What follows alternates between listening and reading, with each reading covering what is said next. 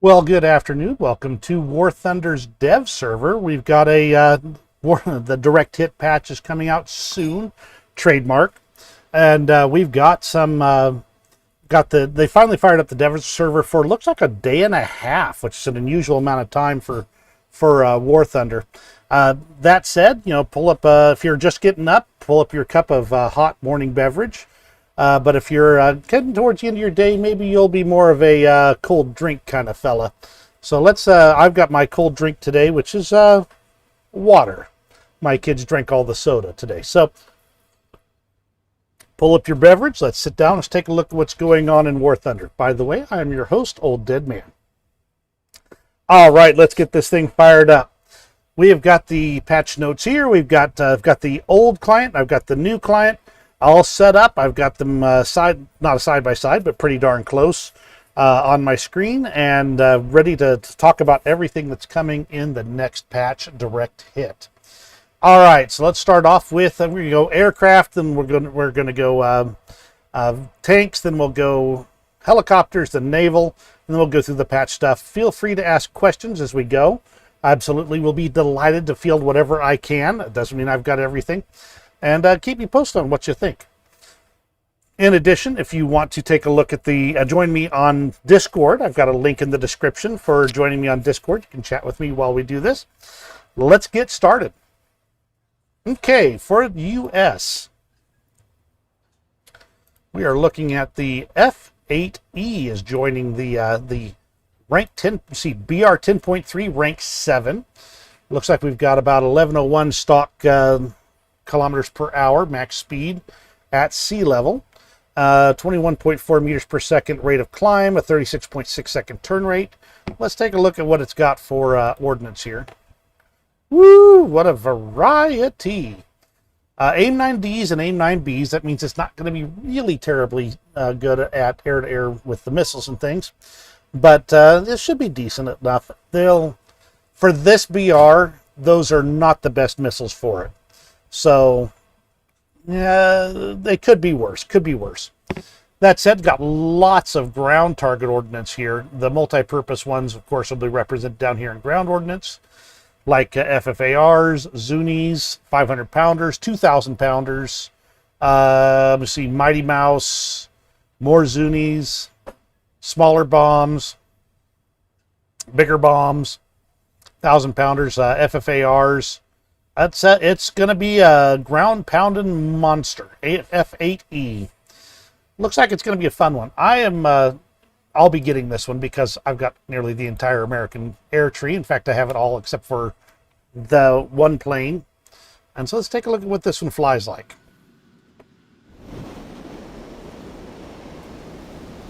All right, let's see. F8E. Oh, yeah. That is a skinny little guy.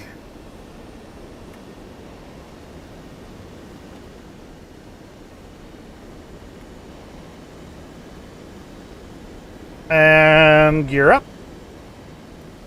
Admittedly, normally I use miles per hour, not kilometers per hour, so some of my estimates for when I can take off and land are going to be a little off.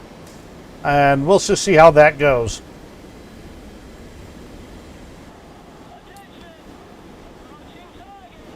Yeah, we're approaching the target. Let's see. Roll rate's pretty good, actually. I think that it might be able to catch people by surprise if you can use that roll rate. Oh, listen to that gun sound. Oh, lovely. Let me just take a quick look to make sure you are hearing that gun sound. Oh, yeah. Oh, yeah. Oh, yeah, we're in good shape there. Let's see. Now I'll get back to what we were doing here, as in making a mess out of an F8E. I like the sound.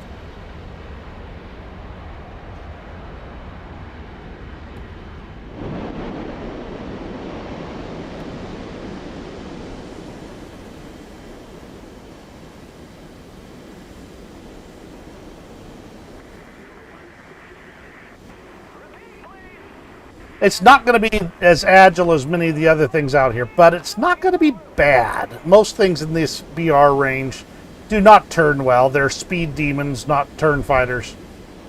That said, it's not going to make much difference whether you're there in front of you or behind you, because you're going to have to take them out fast if you have a chance at all. All right, let's see how we deal with this MiG-15 over here. I'm tracking the target. I'm locked on. Yes, I know I'm approaching the target. All right.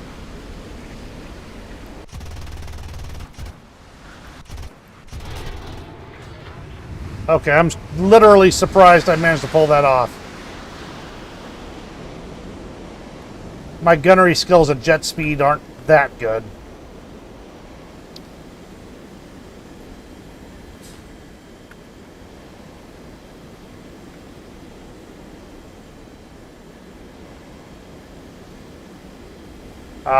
Okay, let's go see what these cannons do to ground targets here.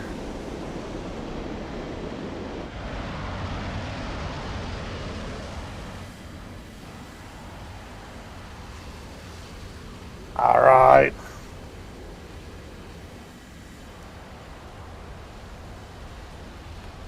Of course, number one trick is to not pile into the ground.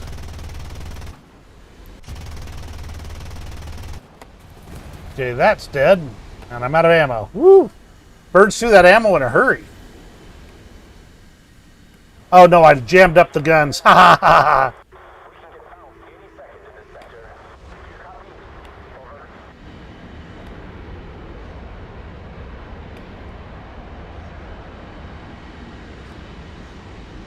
ha. Okay, roll back around.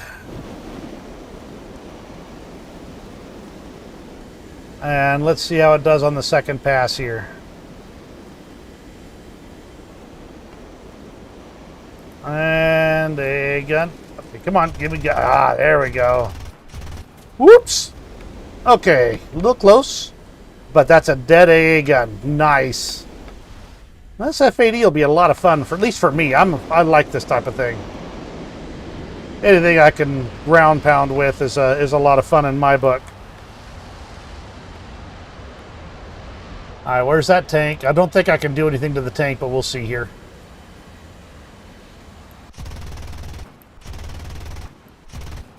Oop, pull out, pull out. Yeah, I like it. It maneuvers a lot better than the numbers say it should. So, and of course, all the numbers are as you know, preliminary, since this is the dev server. Let's see, I took off about 280. Probably need to land about the same.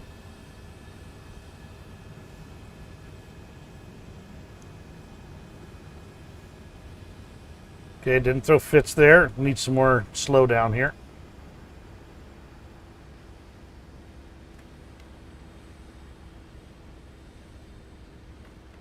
Okay, I'm going a little too slow, too slow, too slow, too slow.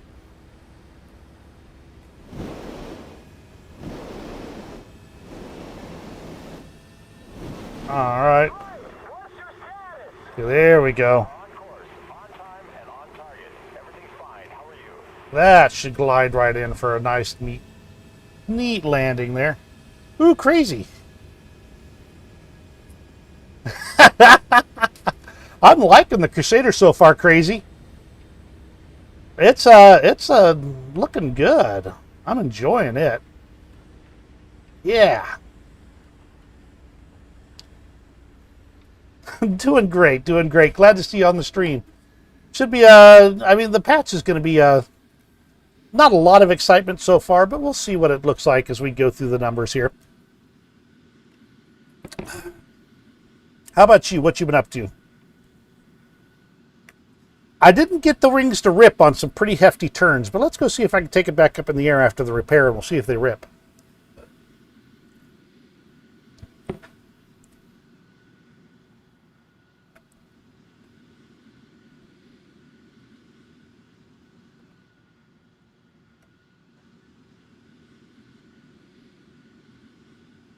By the way, new microphone today, so let me know how the audio quality is. Can you hear me all right?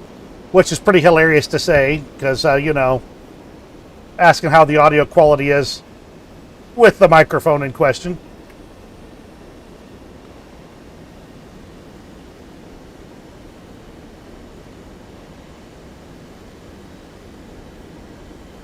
You might try again, Crazy. I had trouble as well. It wasn't until about half an hour ago that I was finally able to log in and look around. The dev server, well, let's just say the hamsters, the hamsters probably needed something like an adrenaline shot or something a little more oofy than the normal hamster feed.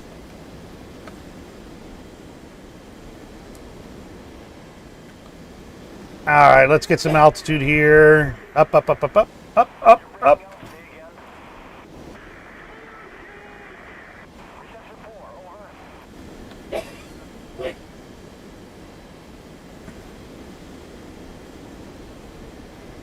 Hey, back out of my grapes.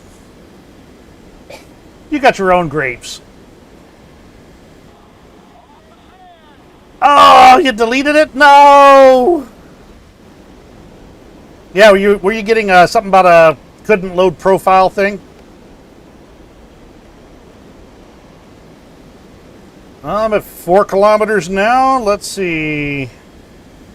Let's level it out and get this thing up to Mach speed.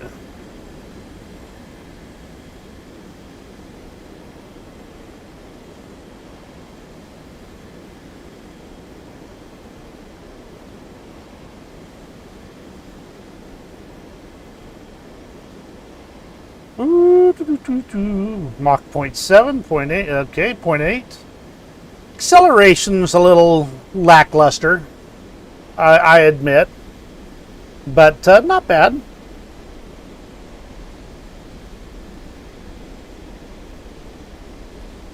Yeah, it took a while to get it in. The mods were saying the hamsters died, and they were actually having all kinds of, well, not fun, but saying the normal things. Okay, we're at Mach 1.01.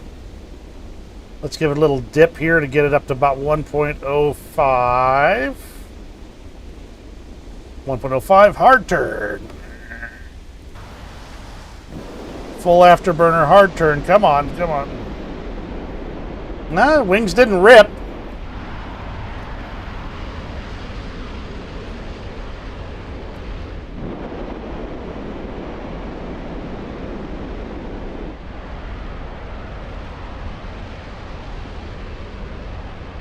But I only saw about 10 G max, so.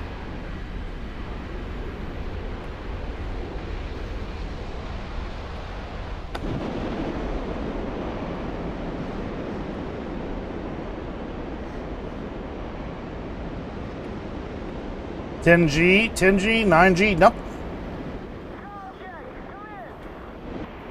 I should be able to at least test drive the test fly the Shackleton. I don't remember what BR it's at. But I'm planning on taking a look at it. I haven't looked at it just yet, Joel. Lost control. Come on, come on. I'm going to hit the water. Pulled it out.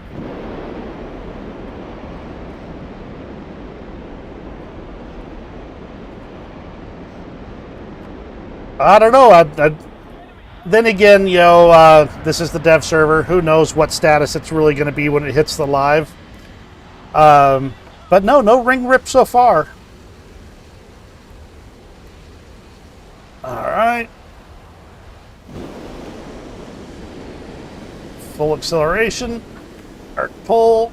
10 G. 10 G is about where it seems to max for me.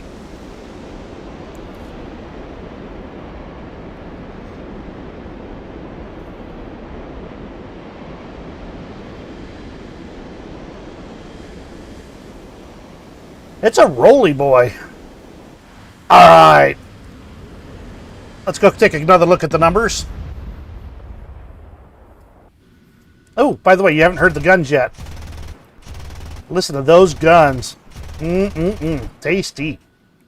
All right. Back to the hangar.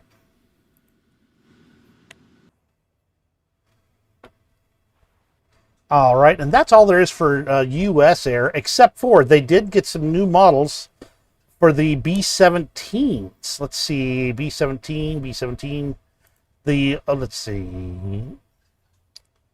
We're going to just go into, where's my preview button? Oh, no, customization. There it is.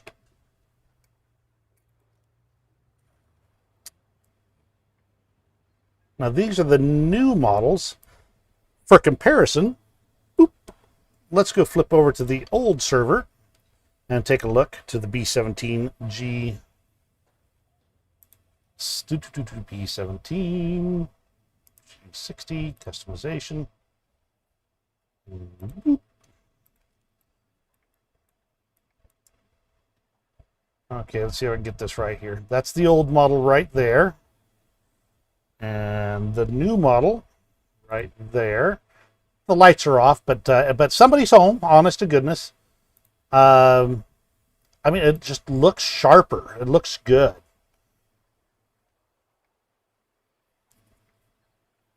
I'm sad about the 105 as well. I was really hoping to get some of them. So that's I'll bet you it'll come soon. Trademark. But that's what I suspect. But the new model looks really sharp. I like the B-17 new model. All right, that's everything for U.S. side. Let's see, Germany. They have a BV-138C1. Let's take this puppy out for a test flight.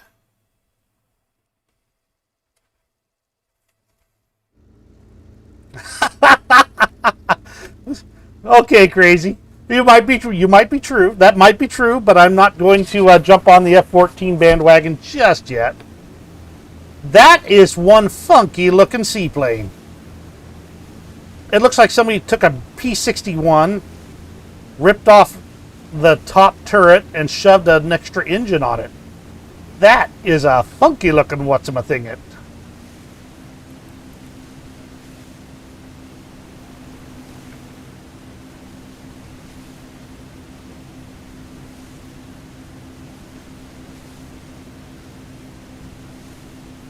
I love me a good seaplane. I'm glad they're putting more in. Would you look at that? It looks like a mongoose, but flies pretty good.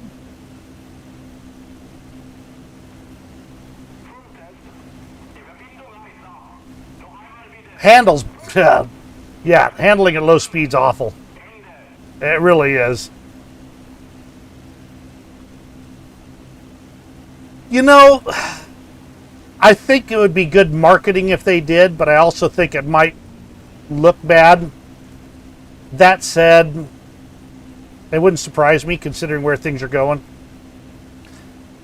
If they don't bring out the F-105 at the same time, though, I will be ticked off. I mean, that's just not right. The 105 deserves to come in here and start blowing up enemy stuff fast. You know, it's pretty nice. You know, not a bad little plane. No ordnance on it right now, but I didn't look at what it might have available. All right, let's see if we can land this thing right now. Bloop.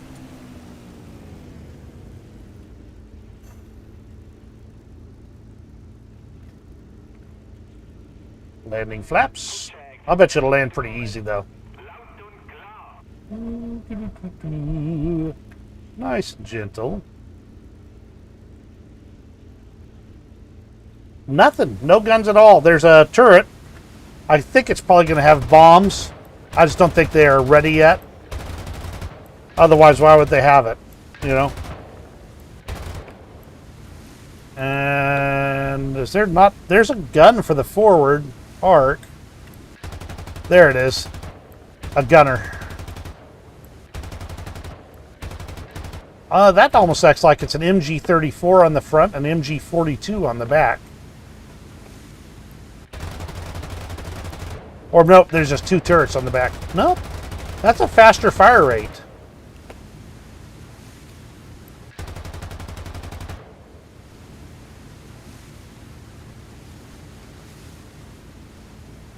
Not a bad handling little aircraft.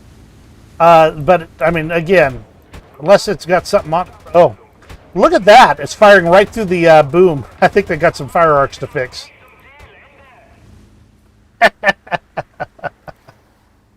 All right, let's flip over here and let's take a look at some numbers.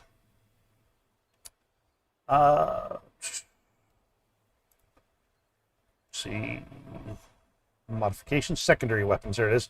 Okay, so it'll have a bunch of 50-kilo bombs. Is that it? Surely this has got to be preliminary. That doesn't make any sense. There'd be no point in having it even at 1.7. But I mean, yeah. But it can cap points in naval. You know, you could do that. The small bombs might take care of smaller targets. You know, not bad. Okay, I could see it. I see it has a role. Let's see anything else interesting about it. Let's see. Preview. Pop this out. An MG151, two of them, and a MG131. Okay, gotcha. 252 kilometers per hour, 2,800 meter max altitude. That's pretty low. Turn time of 44.3 seconds. I believe it from the way it was handling. And 0.6 meters per second. Oh, yeah. I definitely believe that one. Though I think the 700 meter takeoff run is, shall we say, optimistic. Okay, let's see. Oh, they're also going to, while I'm here, they're grouping up the HE-111s into one group right here. So keep an eye out for that. That'll mean that if you're pretty low in the German tree, you won't have to go through both HE-111s. But they're together now. Like, yeah, all that kind of fun stuff. And that's it for Germany. Let's go to Russia, which only has one aircraft. MiG-27M. Let's go do a scan here, because sometimes they sneak things in and don't put them in the patch notes. So I'm just going to quickly scan for the yellow bar. Nothing. Okay. Preview the MiG-27M. I do not have this high, so I can't test fly it, but they showed this one off on the trailer, the teaser trailer. See, 2,346 kilometers per hour at 13,000 meters. With a max altitude of 16,000 meters, 37.6 second turn time, 131.3 meters per second climb. Not bad. Now that one might actually have a 750 meter takeoff run. I could believe that one. No armor, basically, except for the headrest. You know, don't get shot in the back of the head, I guess. Pretty decent layout, regular. Let's take a look at what kind of ordnance options there are in this thing. Let's see. Secondary weapons. Ooh, lots and lots of ordnance options. Oh, the KH-29T and the KH-29L, they did talk about those in the dev stream. They should be really good. The L is laser guided, and the T is, and the T is TV guided, or, you know, the Mark I eyeball. And those should be really good for taking out targets without necessarily having to get too close. So, yeah, that'll be pretty good. Everything else is pretty, normal. Good stuff. Lots of options. I do like the bomb loads here and all the exciting things here. It does come with air-to-air missiles as well. A 4-missile load, huh? Not a bad little bit of kit. Okay, let's move over to Great Britain, who on the air side is only getting the Shackleford. Let's see, where did they... Oh, the Shackleton. No, it's too low. I can't fly it. Ah! I feel bad. Okay, I'll have to see if I can get some footage of it here, because I wanted to hear those engines. I didn't realize it was that low and that far down in the tree. Ah!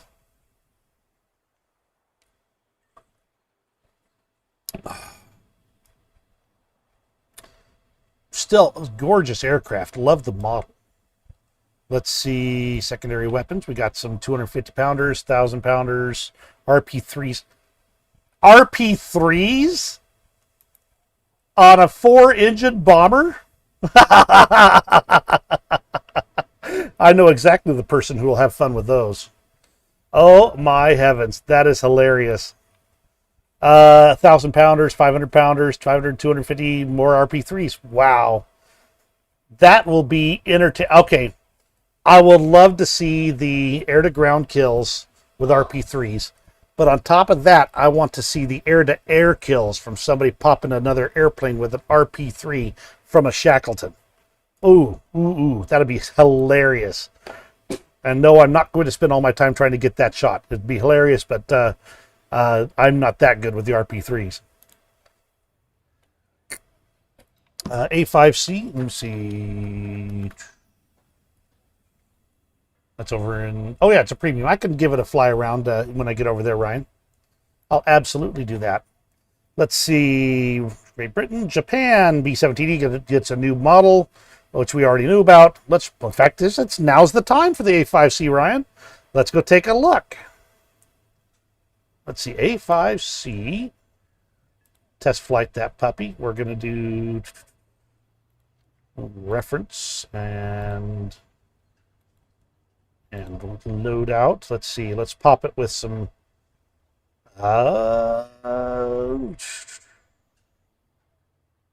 mattress and some heat stuff, and let's see what this thing can do.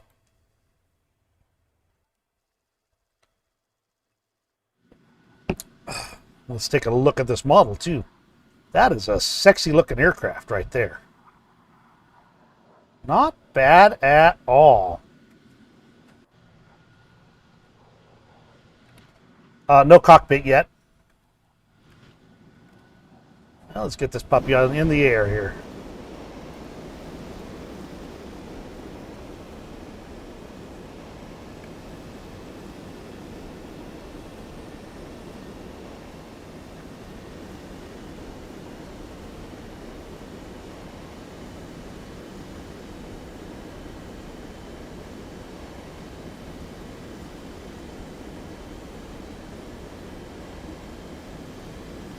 You're up. Let's see.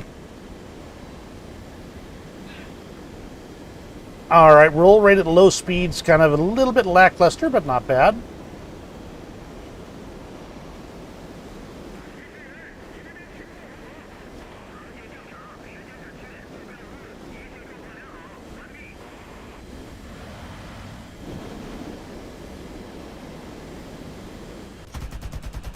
Oh, listen to the gun.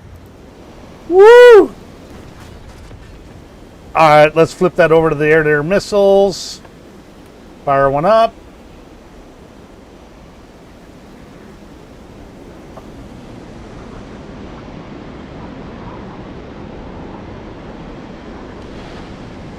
And away. Boom! Woo! Nasty. Very effective. Let's see. Now that we got some speed up, let's see how it rolls now. And we got still a little bit lackluster on the roll. Not bad for what it does, but definitely not snappy like the F8E that we were just flying a moment or two ago.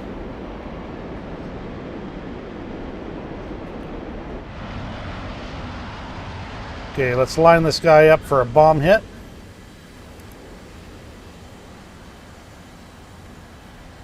I'll take a look in just a moment. Apocalyptic, sure. Oof. Pull out, pull out, pull out. All right, we're down to the rockets, huh?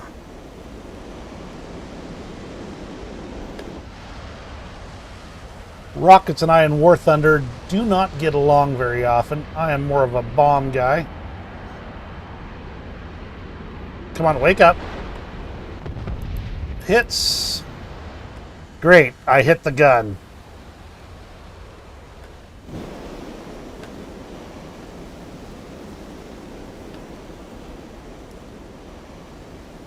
Yes, I will be taking questions this time, so feel free to ask them. I'll do my best to answer as many as I can.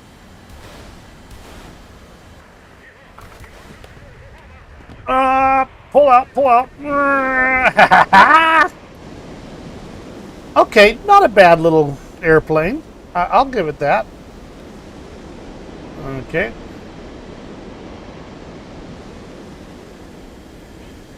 I'm well outside of the range of this missile, I think.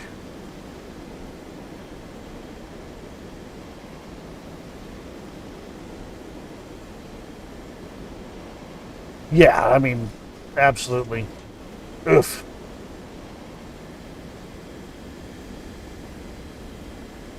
Power. Scotty, I need more power. Go get him, Matra. Do you think it'll hit? I don't think it'll hit. Oh, it hit!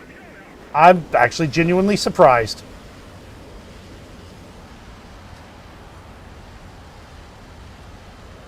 Anyway, not a bad little airplane. Definitely not going to be your top tier air-to-air airplane, but pretty good. Sure, I'll check that blowbird.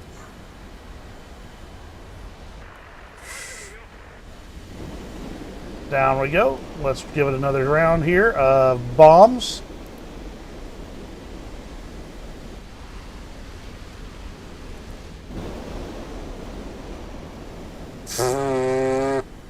Apparently today, bombs are not my thing. Anyway, that's the A5C. Not a bad little aircraft. Very, very sexy, I'd say. Good looking aircraft. Oh, yeah, I forgot all about the bomb computer. Let's see. Is there one in here? Let's see.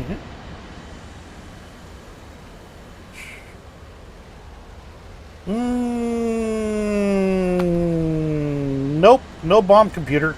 At least not yet. Doesn't mean that won't be added because, you know, this is dev server.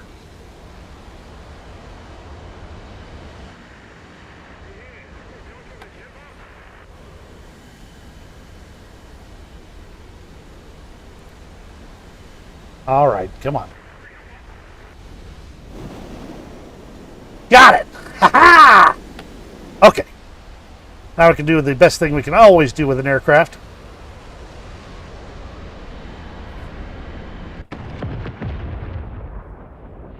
The explosion sounds good. Sounds real good. Turn to the hangar.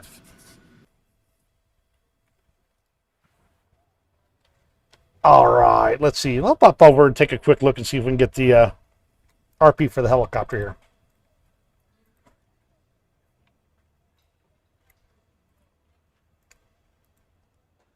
Oh, no. They might not be able to find out. Let's see. Oh, 48,000. 480,000. Let's get the comma in the right spot. 480,000.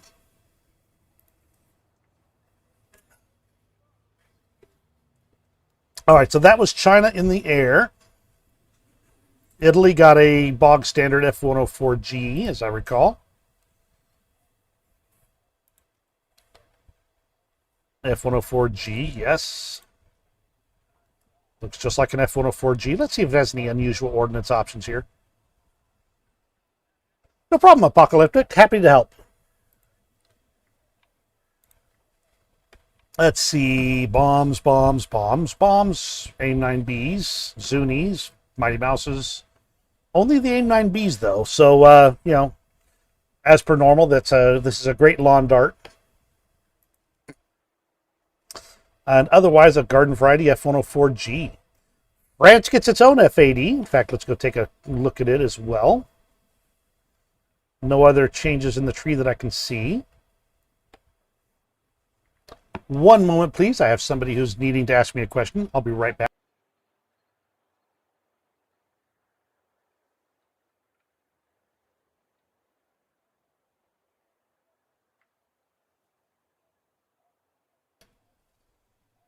I have an awesome daughter. All right, back to what we were doing. F80. We already have already test flown the American version of this. Let's go and take a look at the preview. Looks just like it with French roundels. Not what you'd expect. I love looking at the armor on these things. It's got one inky dinky little bloop right there. This one doesn't even have a bulletproof seat. Apparently they expect you to do more head-ons when you're in a French F80. And there's the X-ray. And let's see what kind of weapons we got. Ooh, that's pretty light. Matras and AIM-9Bs. Surely they're going to give it some ground ordnance too. I can't think of one reason why you wouldn't. Oh well, that's what it is. at least right now on the dev server. And there's the specifications if you're looking for them. All right, let's see. Sweden's got the interesting stuff, and I wish Rising was here. He's going to actually go and have a nice evening with his girlfriend, and I don't blame him in the slightest. But Rising's the one that's actually ground out the entire Swedish tech tree, so he is familiar with these. We have, of course, the new J35A Draken. The J35A is basically just the first version of it, as opposed to the later one that's in the tech tree. So let's take a look at that. Let's do a quick test flight. You might be, jumping up and down to get one of these for going through your entire Swedish tree, for all I know. Let's see, ground targets have 47 millimeters of pin with its 30 millimeter. Nice. It's not bad. Not the best, but not bad.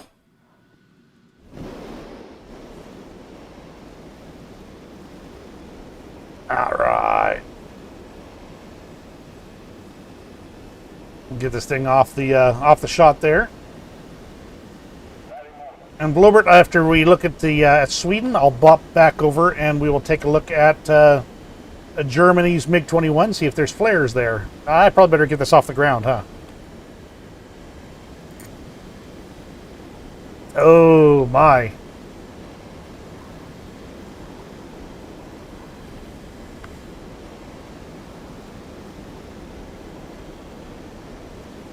It's a heavy beast.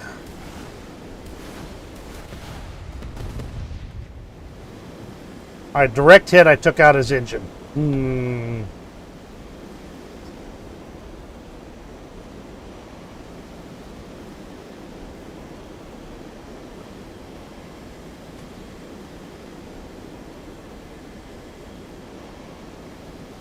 Oh my.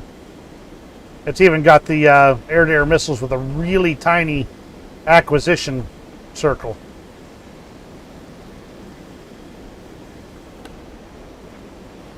It probably won't be bad for BR.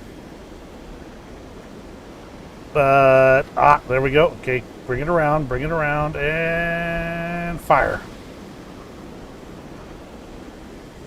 Pop! Oh, right, nice. Okay, let's see what we can do with some more of these air-to-ground missiles. Let's go for the SPA first.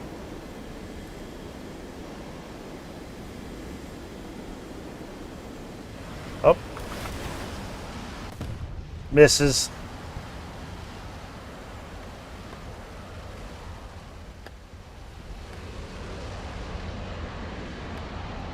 Okay. Its elevator turn is actually really good. I am favorably impressed. All right, and a top down on an AA gun might, in fact, blow it up. Let's see. Yes, it definitely pulls out of a hard maneuver pretty darn well. But its roll rate's definitely nothing to write home about. All right, and low. Oof.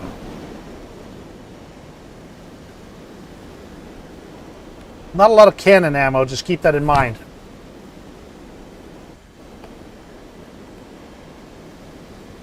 Up and over, and let's give this another. Shoots low, so right about there. Took out a track. I'll bet you if I can take out a track, I can probably get through the engine deck.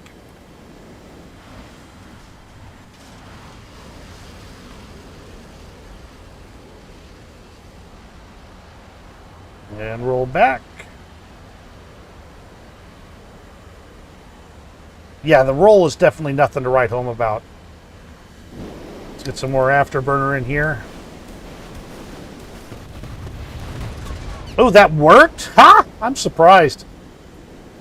I did not expect those rockets to do that. So, maybe not too bad, you know? All right, let's get a fireball here.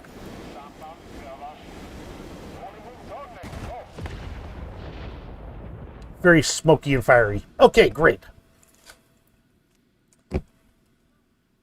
returning to the hangar. And let's take a look at the specs real fast here. And let's see. 2,250 kilometers per hour. Yeah, you weren't doing it on the deck, though. 9,000 meters. 12,500 meters max altitude. Huh. Interesting. 25-second turn time. Okay, I can see that. 165 meters per second rate of climb. Okay. All right, not bad. Not a bad little aircraft. Let's take a quick preview look at the old vegan here. That's what all the Swedish mains are just drooling over here. 1,874 kilometers per hour stock, 9,000 meters, 12,500 meters max altitude. I'm wondering if those numbers are wrong, though. 26-second turn time. With those wings, I'm kind of surprised. Doesn't feel right, but we'll look it up later. 158.8 meters per second climb. There you go, the JA37 Vegan. I wonder what kind of camo options it might have. Can I see that? I don't think I can see that. Nope, I don't think I can.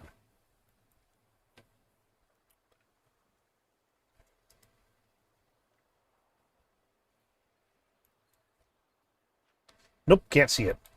But you can get some RB-24Js, RB-24s, M70s, RB-71s, a host of air-to-air missiles of varieties of various types and styles.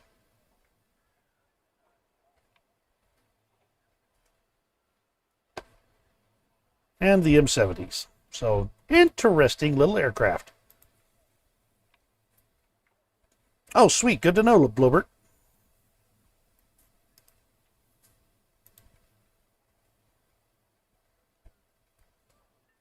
All right, a gray camo, huh? Well, that's probably good. All right, let's pop over and check out the German MiG-21 MF. See if it got those flares. Modifications, secondary weapons. There it is. No, modifications. I gotta stop being stupid today. Chaff, flares, mixed and flares. Yep, it's getting some chaff and flares.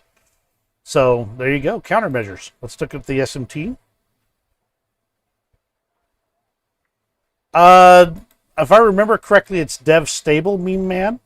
But it's been I've got mine all set up, so it's automatic. I don't have to think about it anymore.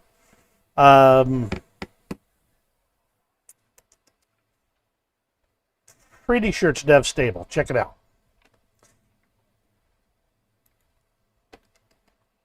Oh yeah, we're going to look at the SMT as well.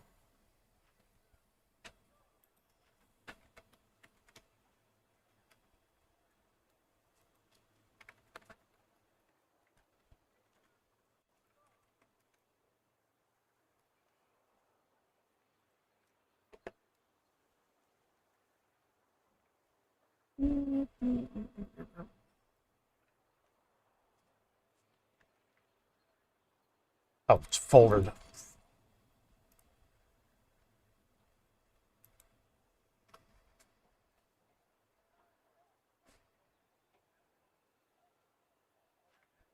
Crazy says it's dev, not dev stable. So thank you very much, Crazy.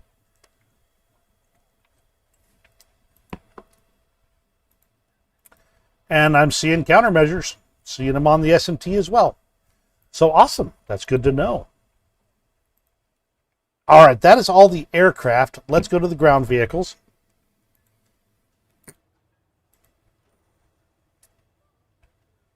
That would help if I switch to the ground vehicle tree. There we go.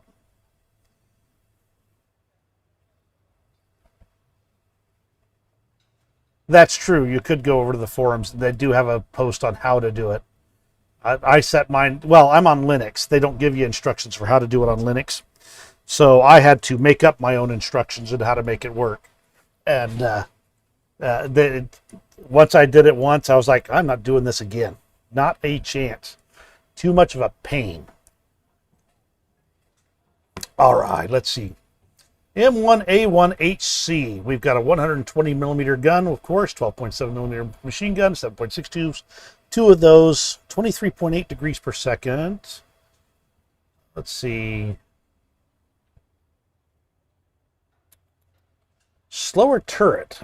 Interesting. Same vertical guidance. Slower reload. Interesting. 133, 62, 31. 12. Okay. Armor looks the same.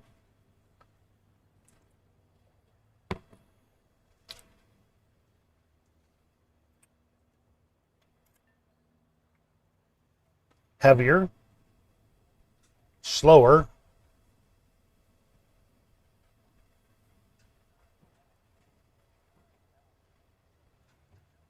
Yeah, I know. I think there was something about it having a new round that came with it. But I'm just trying to see if there's other reasons to use this particular one over the M1a1. M829A1, is that the same thing they have on the M1a1?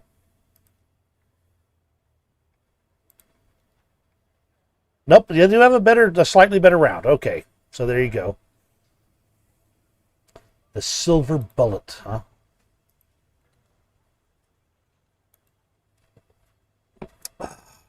Yep, it's got the A1. 598 millimeters of pin point blank range. Not bad. Okay, I got to find out. Germany, Leopard 2A6, preview, armor, protection analysis, and the threat will be a USA rank 7 M1a1 Hc with the M829A1. Oh, look at that. Let's go down a little bit lower. Oh, my heavens. Yes, indeed. You actually stand a pretty good chance of popping these pimples right from the front, anywhere. Now, of course, turret's normal, but, you know, right there you can take out the barrel and the breech. Underneath the air sail, same. Let's see, move over a little to the right. Yeah, barrel and breech. You can get around the gun. You can take out his gun. Straight down the pipe. That's my favorite place to shoot. Joel, I expert my crews sometimes. It depends on what's going on, but I do expert my crews when I'm, especially the lower level crews. Just to give myself some chance of not suffering too long. But I don't necessarily expert all my crews because, well, for one thing, look at how many Silver Lions I have on the dev server. I have slightly less on the live server. So I don't really go through and expert every crew. I do a lot, though. Quite a few. Especially if I'm going to use them in squadron battles. I'll go through and I'll expert the crew if I'm going to use the vehicle in squadron battles. So that's interesting. Good to know. You can get this. Actually, you can still kill it from a variety of angles with this shell. Nice. That will definitely tick off some German mains. That is for sure.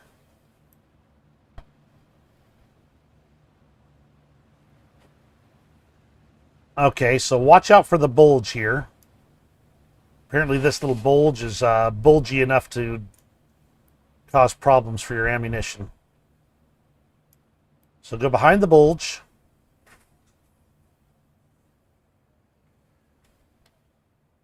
Or shoot down farther lower. But doggone it, you have to go this area right here, not much you're going to get. So you got to go below the skirt to get some good possible penetration, good stuff with that round.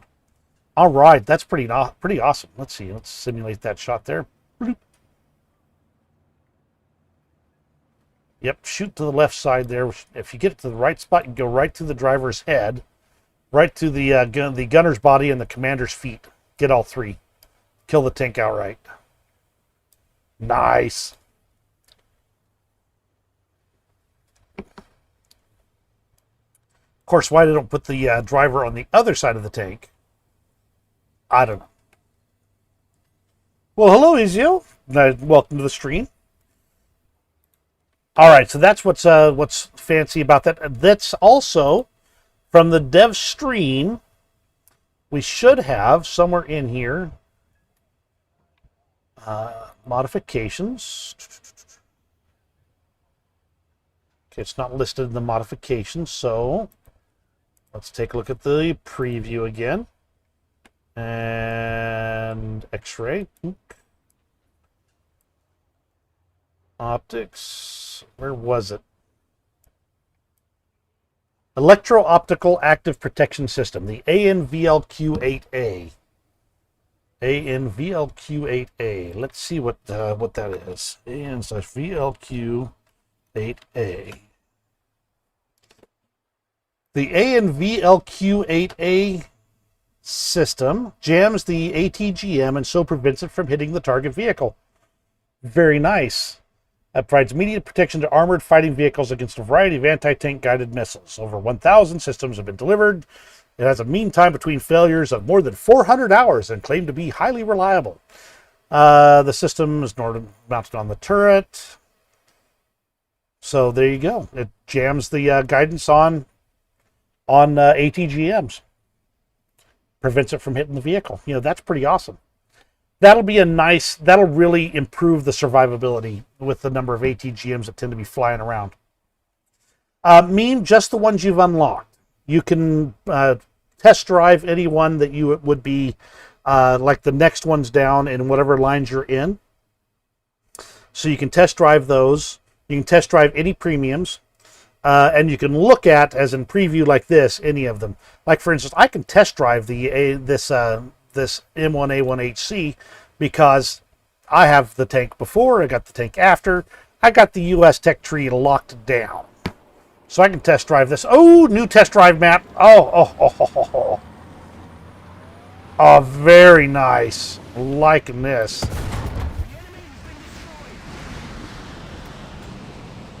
Oh my, that is horrible. Horrible, that mud. Okay, let's see. Oh, let's see. I wonder how deep this water is. Listen to that driving through water sound. Oop, I gotta get out of the water. Get out of the water. Get out of the water. You can hear bloop, bloop, bloop, bloop, bloop, bloop. But yeah, you can test drive any vehicle that you could research effectively. But anything that's below where you could research it, you can't test drive them. Okay, there we go. That's how you get it to turn.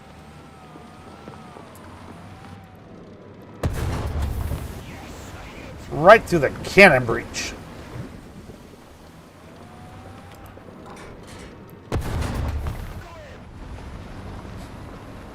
And this is just a stock Heat FS round.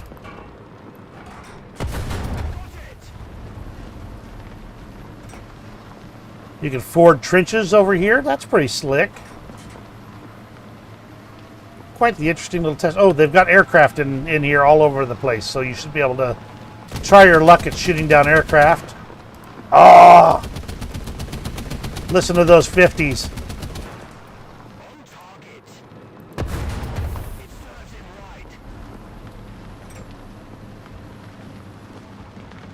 Hey, I will take every bit of interesting information you want to pass on, Drew. Sorry, I quickly glanced over and I would have sworn it said Ducey. Sorry. But doggone it, that is, okay, with the active protection, that'll improve its survivability. And it's got a better round than the IPM-1. So maybe, might be not too bad. It'll be interesting to see how it works spaded. Oh. Listen to the sound of the rocks you're running over. You can hear the sound of the tracks grinding through the ground. Thank you, dear. Glad my microphone sounds good. Thank you. Now, meme. You know you're not supposed to be leaking the documents. You got to make sure that you have it properly faked so that it looks like it might have possibly been accidentally released with all the wrong stamps and the whole 9 yards. That whole thing, my heavens, what was that man thinking?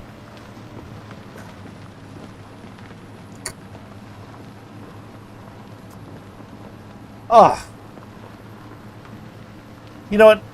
I'm sorry, but much as I love and play War Thunder, and I do enjoy the game, yes, it's got its flaws, but I enjoy playing because I play to have fun.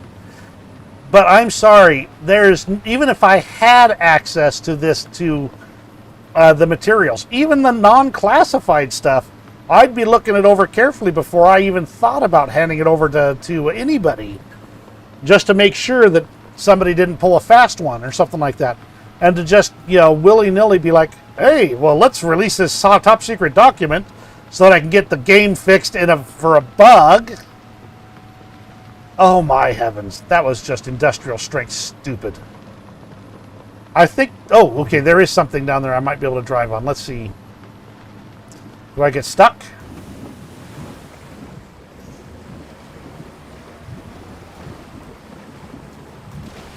Oh, we've already got that meme. We're good to go on that one.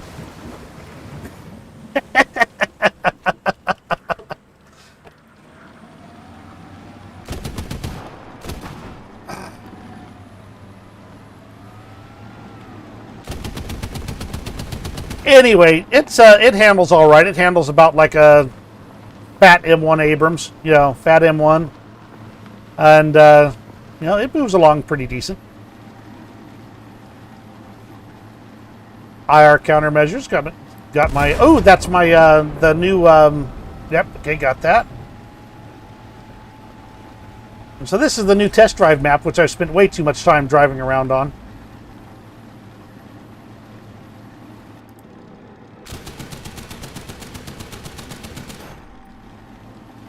I like it. The variety of territory, the variety of terrain, really means it's a lot more useful than the old one. The old one, you pretty much, you drove around, you shot all the tanks, you went and dunked your tank in water until it drowned, which admittedly, I'm going to do anyway, because that's like, I call it the will it float test. Yes, I know that an M1 Abrams will not float. That's not going to stop me.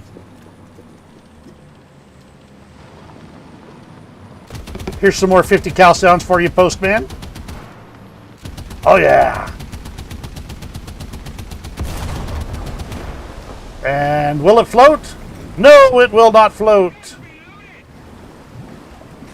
But I love the driving through water sound. Bloop, bloop, bloop, bloop, bloop, bloop, bloop. Awesome. Okay, so far the new sound design is in fact impressing me. I am very, very positive about that one. All right, so see, that's the American M1a1 Hc. It does sink very nicely, Mitch, very nicely. It's a very nice sinker. At least it's not a stinker, just a sinker. Okay, martyr time. Let's see. Now, I have not researched this high in my tree either. Well, okay. Through a trick of how Gaijin has added the vehicles, I can actually test drive the Martyr 1A3. So let's test drive that thing. Reference. Got two, let's see, you can get two types of ammunition.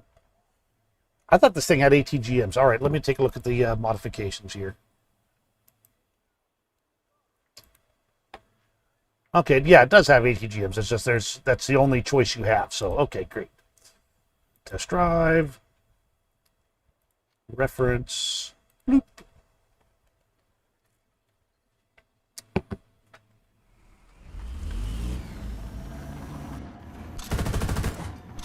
Oh, listen to that fire rate. Nice.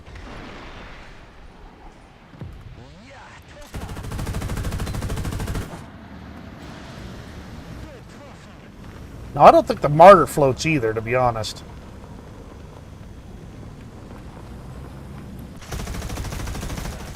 But man, look at that fire rate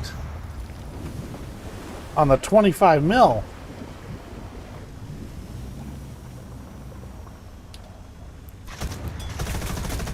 Can I do anything from the side on this thing? Nope. Let's see. The two ammunition belts are basically the same. Oops.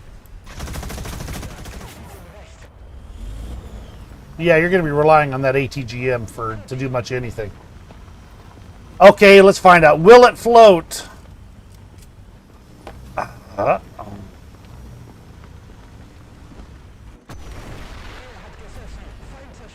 Uh, Charge! Bloosh! It does not float. And I can't shoot while I'm drowning. But unlike the M1 Abrams, it will actually let me kill one crew member at a time instead of killing all the crew members.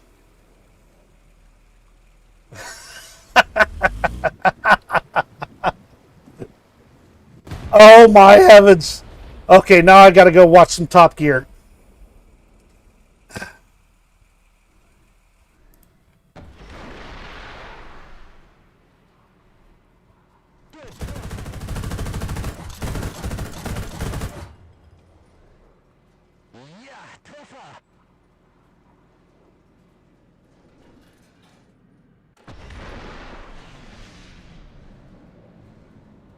There we go. Well, you know, the driver is in the lowest spot in the vehicle. I mean, if you take a look, let's see. Sorry, I had to remap my keys, so I'm still getting used to everything. The driver really is the lowest guy in the tank. So the other guys, as long as the turret's mostly clear of the water, they're not going to die until one idiot, when the driver dies, it's like, all right, well, let me just move this guy out of the way, climb into the driver's seat, and hold my breath!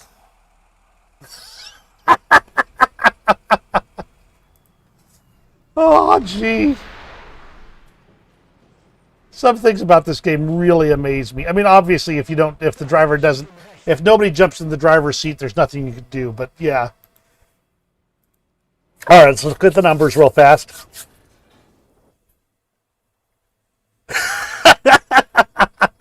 That's it. We need to give all tank drivers a pair of flippers and a snorkel, just a short one, just long enough to stick up slightly higher in the tank. Oh, gee. Okay, so let's look at the numbers. Numbers. Life is good. Life is good. Life is good. Okay, let me see. Preview. 35.7 degrees per second turret rotation. Not bad. -7 to +65. Makes it a decent anti-aircraft gun, which you know everybody's going to use it for. A straw! Let's see. 800 round per minute fire rate. Let's see. Milan's, the 20mm cannon. The 20mm cannon was not as good at penetrating as I was hoping. At least not on those Russian tanks. Let's go take a look at what they can do. The stock belts can go to 57mm.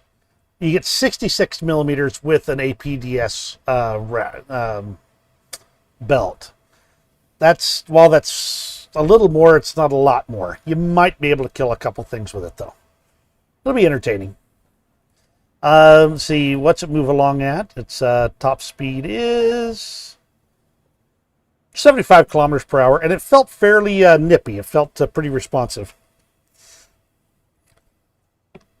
The straw will only work if it's one of those crazy straws that like swirls all around and up around like this until it sticks out the top. Oh, there you go. Got a point there, Mitch. Yep, if you pop a T-55 on the lower side, weak spot, you can get it.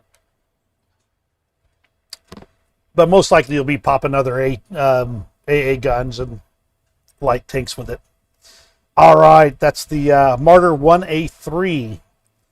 Now we go over to Russia for the 2S25 Sprut D, which is, I have now realized, or at least I think I've realized, I mispronounced entirely through the devblog video. So, meme, I can go on back to and give the Draken another test fly for you in just a little bit here. Let's get through the tanks real quick, and then I'll pop over and do that. I did a little bit of test flying before. It was pretty interesting little plane. That one, the elevator authority is pretty good, but it rolls real slow. All right, the 2S25 Sprut SD. What are we going to do with you? Let's see. 125. The 125 millimeter gun is going to be what's interesting about this one. Most of the light tanks at these tiers are smaller.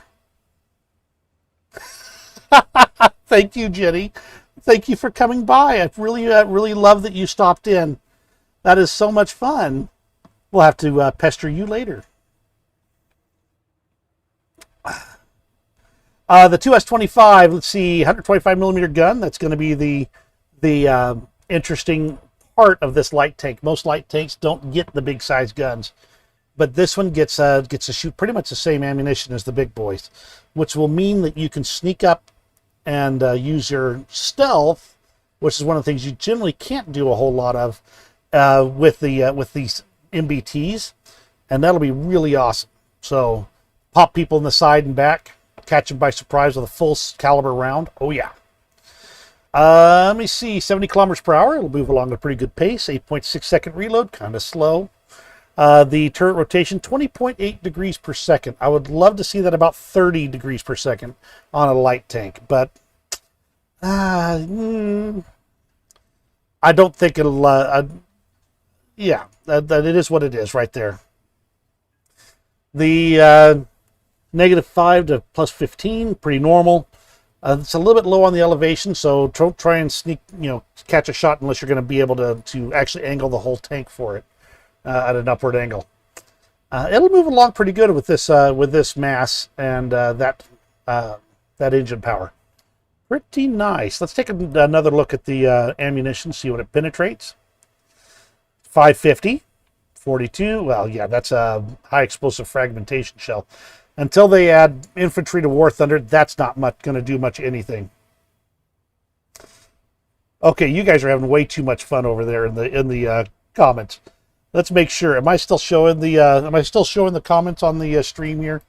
I am. You guys just keep having fun over there. All right, let's see. Back to work. There we go.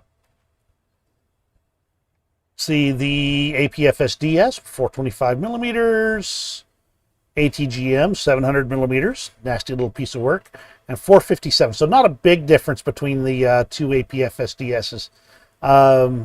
They're definitely a benefit as opposed to the stock Heat FS, but but you're not going to see a big difference between these two. Yeah, not a huge difference. That said, it is a difference. Yeah, 42 millimeters of pin with the HE fragmentation shell. Yeah, what are you going to do with that thing? It's got 5 kilograms of explosives. Maybe you might be able to overpressure something. So there's the 2S25. The Great Britain gets a Vickers. To answer your question, Meme, yes, the ZTZ 99-3 is coming for China. So you should be prepared for that one. We'll be there after Britain and Japan. So let's go to Britain first here. The Vickers Mark III, right there.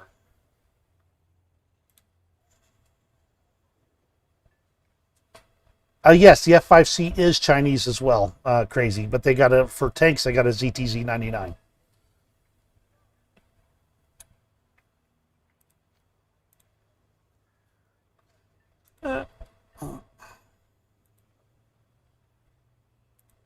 Okay.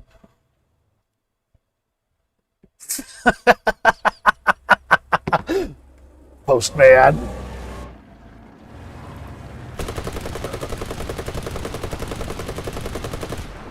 No hits.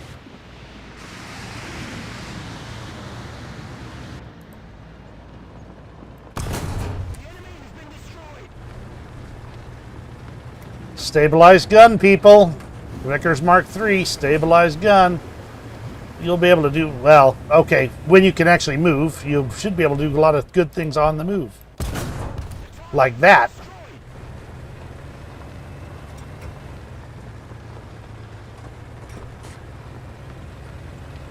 Well, it's definitely no Abrams as far as maneuverability goes, but doggone it, it's better than the Vickers Mark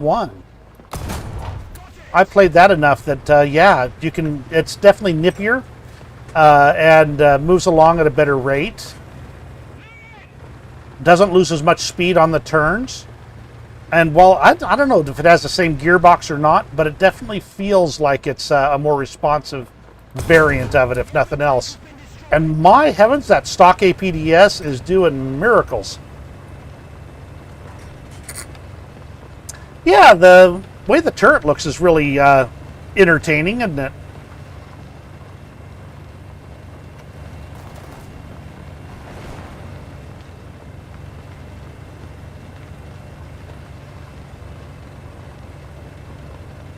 Yeah. Very nice. I'm liking the gun's nice and long and it's penetrating really well. Very good. Oh, what is that up top there? I didn't see that there before. It's not there anymore. Okay, let's turn around and head back to find out if the Vickers floats. I'm not taking any money on it though.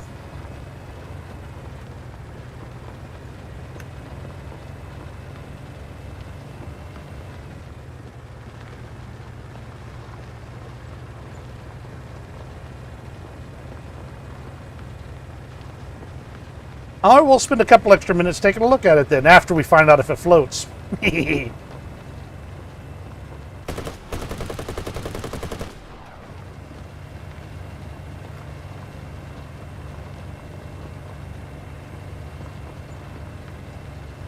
Let's see. You know what? Doggone it. We're at 46 kilometers per hour. If this is not, assuming that the model is not just a generic one dumped in here, that's flying for a Vickers.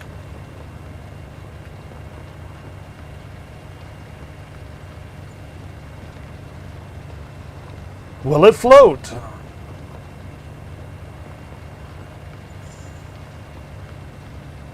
Yeah, there's the active protection system's really what the HC is all about.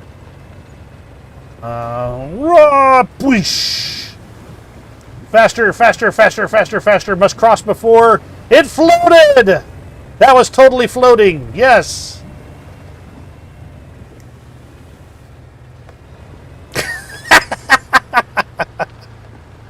Yeah, the active protection is really what the M1a1 Hc is going to be bringing to the US tree.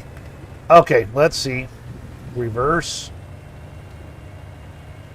I would say it tops out at -11. Which, for the Vickers, is pretty good.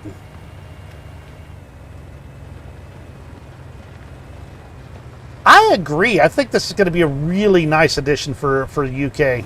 I expect this thing to very much start schooling those enemies on these tiers. Okay, let's see. Where's that? Yep. Once again, the driver needs a snorkel. And since there's 4 crew members, we're going to have 2 more idiots that are going to crawl down into the driver's seat. Just like that. Dead.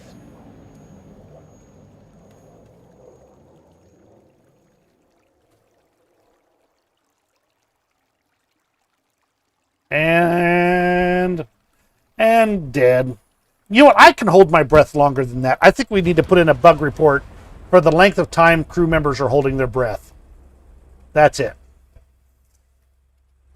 Yeah, let's see how low it can shoot over the back engine deck. Rotate, rotate, rotate, rotate. Oh yeah, look at that. That's pretty darn low. Oh yeah.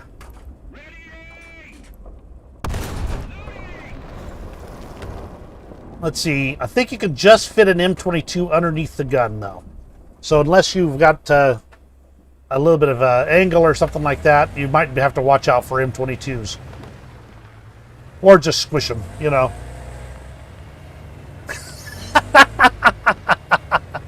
Yeah, that gun depression's really good. I'm liking this. This will be an interesting... This will be a fun tank to research out. I think it'll the gun's good enough that that it'll do a good job for it.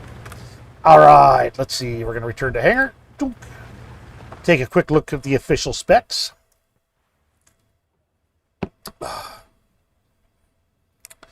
And Vickers Mark III. All right, 105 millimeter cannon, no surprise. 16.5 degrees per second. Not bad.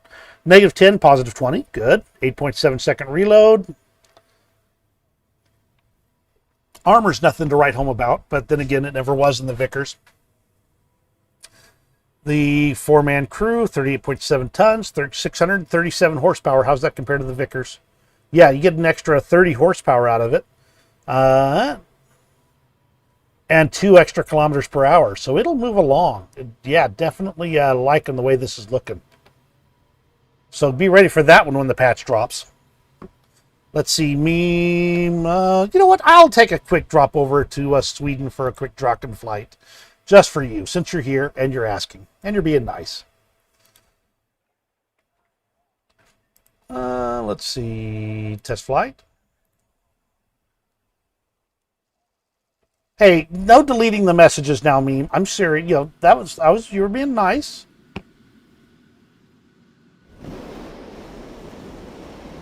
Yes, it does go up with mods, and mine is actually, my Vickers Mark I is spaded. So there is that.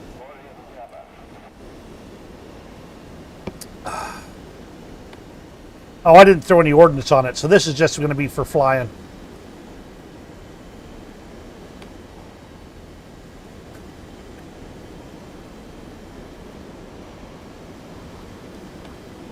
As I recall, the air-to-air missiles were pretty decent for this thing. Not better than I expected, at least.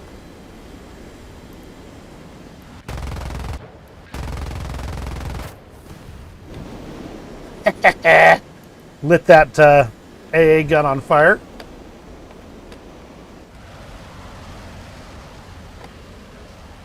You know, when you don't have ordnance on, the roll rate's not too bad. It's still slow. It's sluggish on the roll.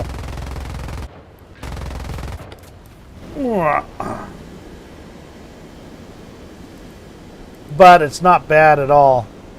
Oh man, I wish they had the hangars, the regular aircraft hangars that you could fly through, because that would be fun to try and put some of these through those hangars.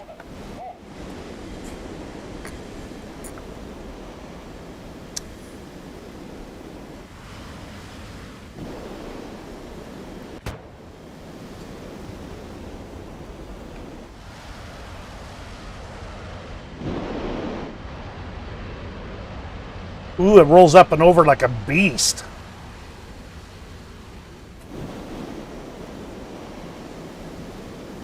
Yes, it does sound like a good airplane. But again, the roll is lackluster. The elevators, though, are effective. Very effective.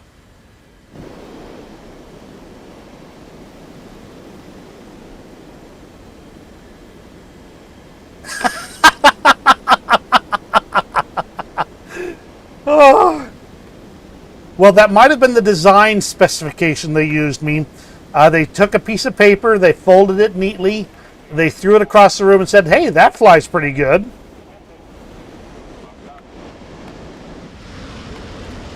That was their spec document.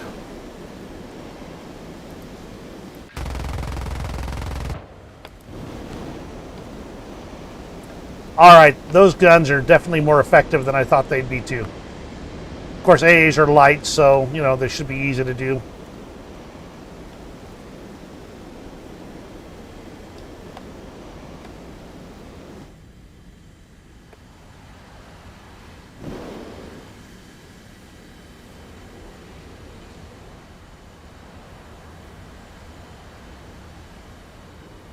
Good acceleration, especially when you're not hauling a load. Definitely a good acceleration.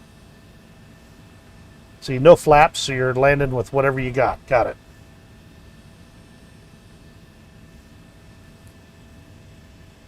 Yes, but do they have them on special? That's the real question, Postman. If they have them on special, it might be worth picking one up even from IKEA. Ask them if they'll throw in an end table to go with it.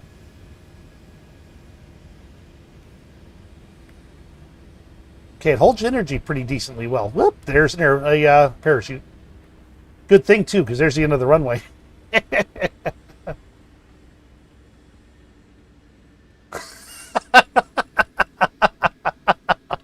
Well, you know, you got to test it somehow. Well, yes, you've got to include all the soldering iron, the lifts to hold things up, the special tools and equipment. But don't worry, the instructions will be 12 pages of nothing but pictures and numbers.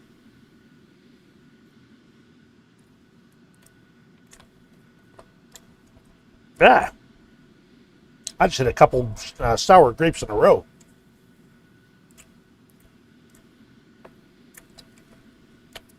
That was good.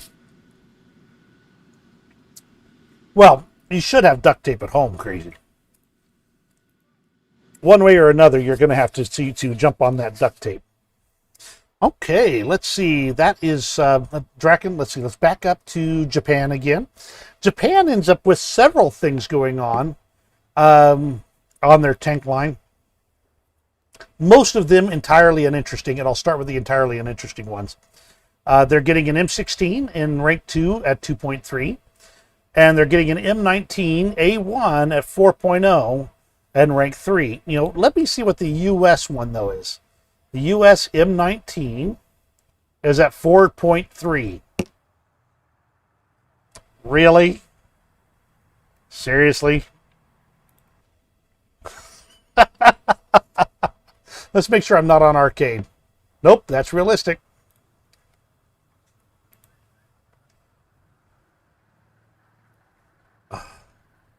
Yeah, they're getting the M19. Now, I didn't like the M19 at first, but when I played it for a while, consistently and persistently, I got to where I could actually pop planes pretty well with them.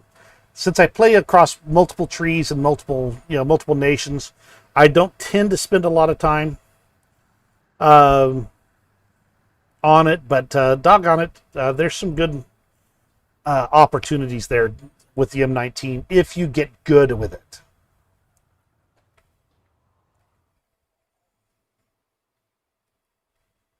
If you don't spend the time to get good with it, well, you know, you're pretty much out of luck. That simple.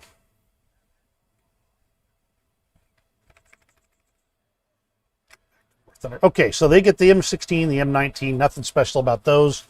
They also get, if I'd go back to my notes here, an updated model on the Type 74E. Let's see. By the way, I can't even tell you how much abuse I have put my poor lightning-stricken computer through to do this stream. I have the dev server client up. Get good. Yes, well, I try to say it in a way that's not insulting, you know, every once in a while. Let's see, go to customization. I've got the dev server up. I have got the live server up. Let's see, let's compare the B-17 to the B-17.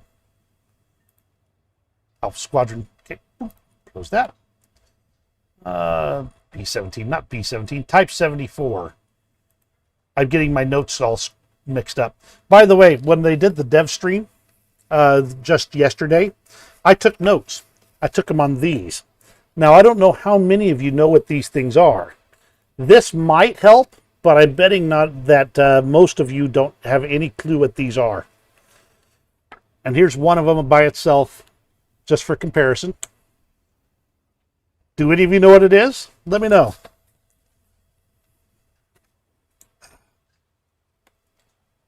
Let's see, Type 74E, Type 74, Type 74E. Where are my Type 7? There's the F, Type 74. Well, I wonder what Type 74E they're talking about.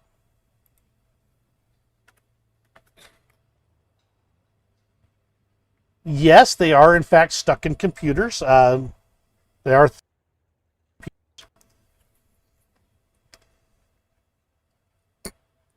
All right, well, since I can't find it right now, I'm going to go ahead and flip back over here to the dev server. Oh, there's the 74E right there. It's new. It says updated model, but let's see, 8.7. The only one I have on mine is the Type 74F. So let me take a look here. EF. Okay, so that's what's going on. Let me jump over here. It's not new.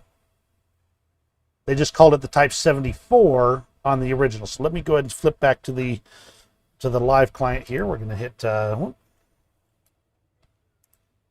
and go to customization. I might just happen to have a few bushes on mine.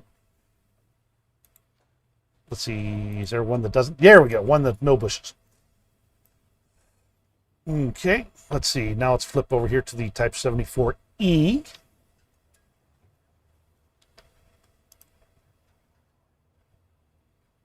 They're actually called punch cards. And it is the same principle as the music box tab thingy, but these are actually were used for computer programming in the 60s and early 70s. You would punch holes in the various spots, and you'd run these through a card reader in an enormous stack. You know, huge stack of them. I actually got, I think, about another 200 or 300 over there. You'd run them through through a reader as a big old stack, and the order it was put in would determine what order it read into the computer. So if you kept them all in order, it would read the whole program into your computer. Then they had other computers that would actually punch things out onto the cards, or you could actually manually punch the little numbers in those things, and it would actually read those holes to determine what things, programs or data you're trying to put in the computer. So you could actually write programs or put data on these, which obviously you'd need a lot to write a program, and you'd need a lot for a decent amount of data, because you'd only be able to encode a small amount here. Isn't it pretty amazing? I mean, the truth is that my dad, one day when I was a teenager in the, 80s-ish, he came home with 3 boxes of these that had been used as a doorstop for years. And he brought the boxes home, and I had a blast with these things. He gave them to me, and I took our entire dining room table, which was huge for a dining room table, and I built an entire city with airport and buildings and roads and bridges, all out of these punch cards. And no, I have not put War Thunder on these punch cards. I built an airplane out of it that I would land at the airport. And I'm just all kinds of interesting things I do. They're just, card stock, and I had a blast. Weirdest things you do when you're a kid, let me tell you. So story time's over. Okay, so 74, let me go to the customization here, and let's get this at a similar angle so we can take a look. And here's the dev server version.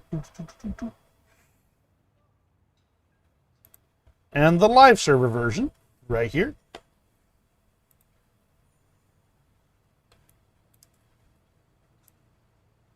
And I'd say that the big difference is the color of paint. It looks like this is kind of a olive drab type color, whereas this is that kind of off color thing that they did, mainly because they had to be able to differentiate between these tanks and the American versions of many of them. So that was, I think, the main reason that Gaijin did it in the first place. So I think the new look is actually pretty good. Let me flip this over so we can get a nice, clean look at one. Well, that's a bicolor green camouflage, but still. But yeah, you can see the difference between this on the dev server and this on the live server. So, new model, new camos, all looking good. Congratulations, Meme. Glad you got into the dev server.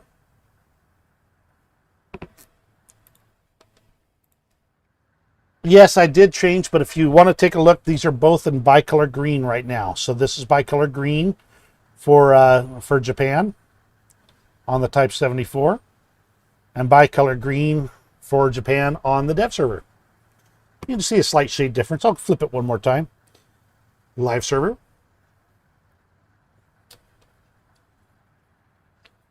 Dev server.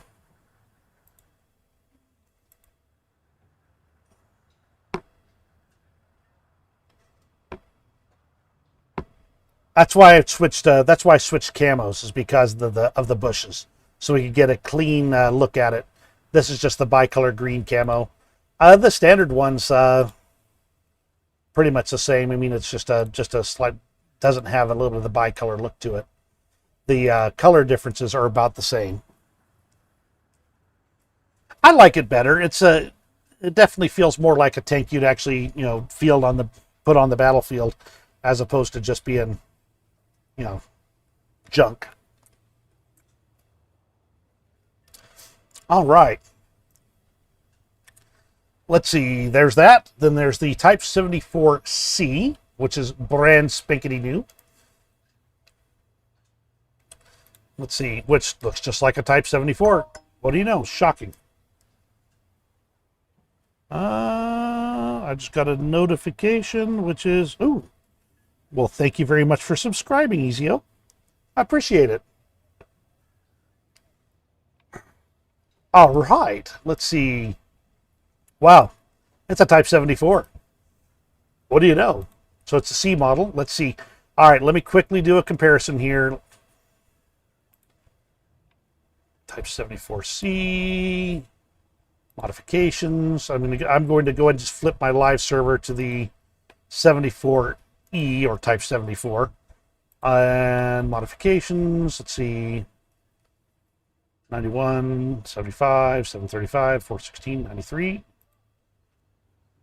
Okay, so the C model has less ammunition options than the next model down, the E model. For a little while, I debated actually doing a side-by-side view.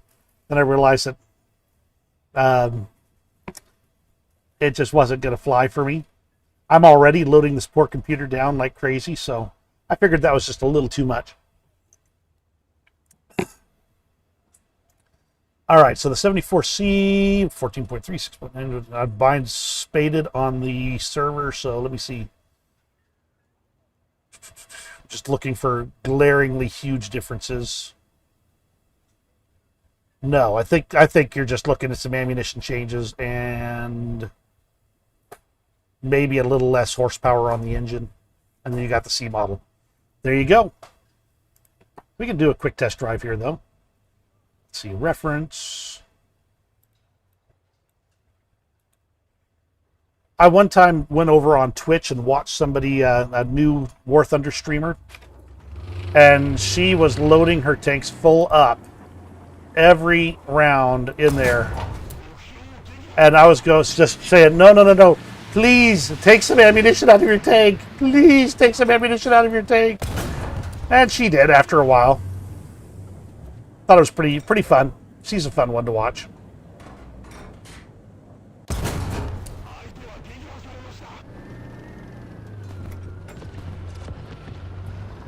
Oh, Sarge, this thing's probably you may not have caught it out of the last few videos, but this computer is gradually putting itself in the dirt.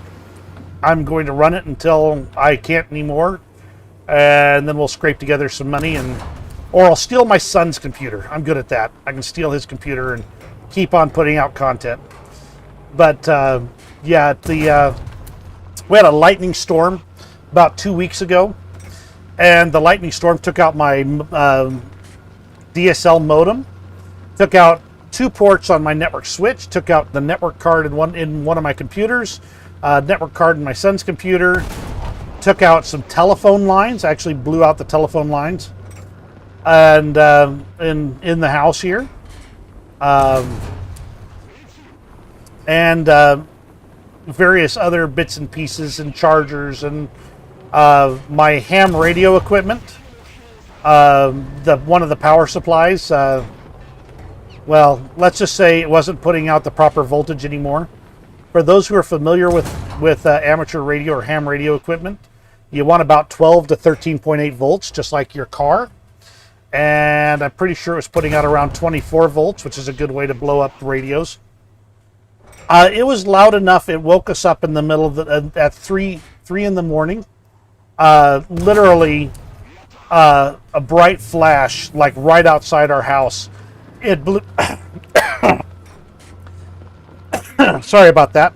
It blew our power transformer, but it didn't blow it entirely out. Instead, our power transformer was putting out for those of you who aren't familiar, in America we have two hot legs and a neutral leg, and the two hots should each go to the neutral as 120 volts or 110, depending on how good your power company is.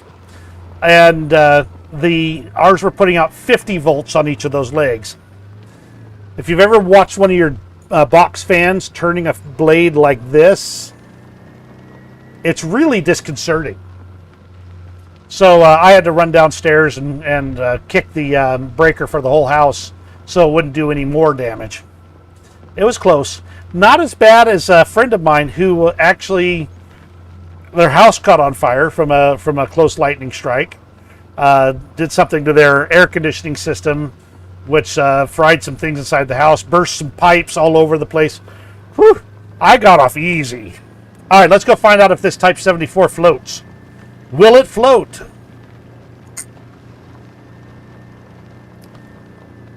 Let's see.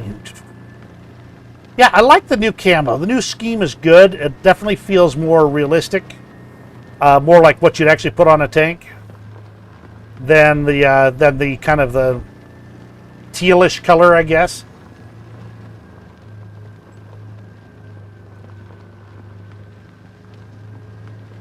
Ooh, I forgot you could also ford trenches.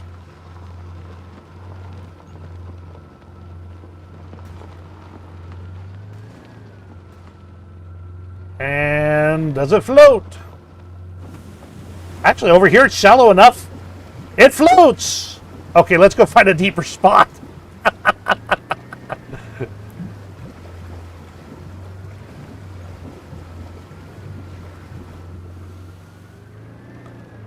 It was impressive. That's all I have to say about that.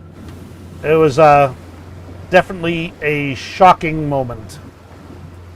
There it goes. Okay.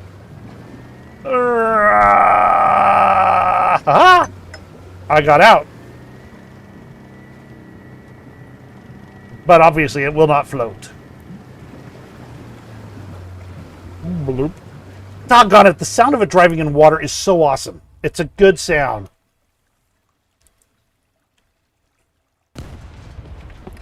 I got to see my own tank blow up. That was cute. All right, so that's the Type 74 C. Next one up is the Type 87 RCV. Now this one is one I'm actually really curious about this. Okay, Tax, I'll pop back there in just a moment here. We'll see if we can get that HE111. Tell you what, I'll even, if I've got it here, there it is. I'll even make a note, HE111 cabin. Right there.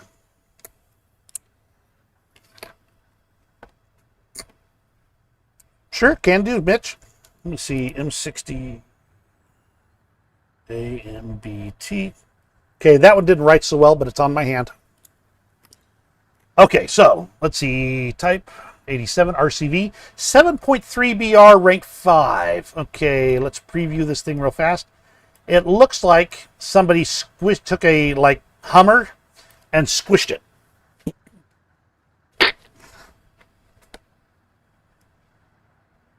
So it's a cute little thing, and I can't help but feel like it's a Tonka toy. So let's take a look at the specs real fast. 35.7 degrees rotation, -10 to +45. That's not as good as some of the others that would be able to be used as an anti-aircraft gun. Let's see, 560 rounds per minute, 10.4 second reload for the load.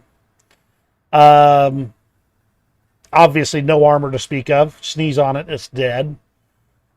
Let's see, 5 crew members, that's going to be its survivability right there. 100 kilometers per hour, that's a little moving little critter there. Well, Mitch, the whole whiteboard thing I think is so 2020. I want to get into the modern age and really get that personal effect for my notes here. That's the reason why I use my hand. Actually, I've been doing this all my life, taking notes, jotting quick notes so I don't forget something on my hand. I call it my Palm Pilot, which for those of you who remember really old technology, we'll probably get a chuckle out of. And let's see. Oh, we're going to look at the ammunition real fast. Modifications. Okay, the default gets 80 millimeters a pin. That's not bad. You might be able to do something with that. 80 mil, 92 millimeters with an APFS DS round. Interesting. At 7.3. Yes, I am from the Dark Ages. Forsooth, for thine hand has been written upon, so therefore thine memory might be complete.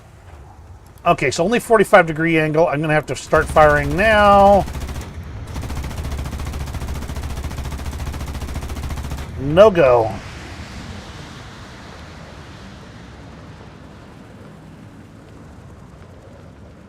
Thanks, Meme. You have a great day. Thanks for joining us. You've been a blast to have here. Well, it's going to dominate right up until you drive through some mud. All right.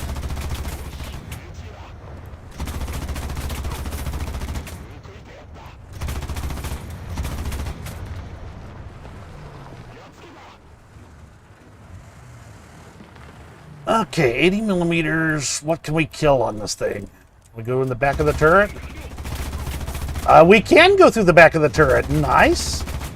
Can we go through the engine deck? Yes. And it's on fire. That tank is on fire.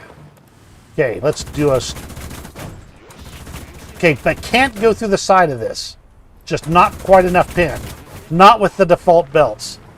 It'll be interesting to see if the 80 millimeter belt will be able to do something like that. I'll bet you it could.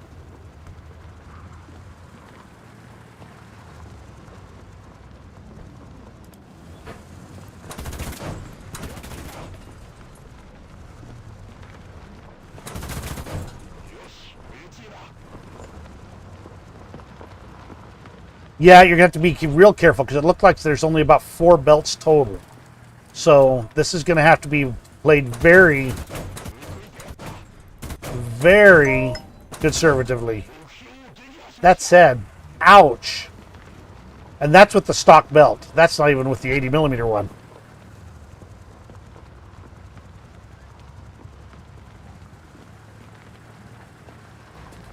Okay, let me see. So the short shots are actually better than going whole ham like I was. Short bursts. Yep.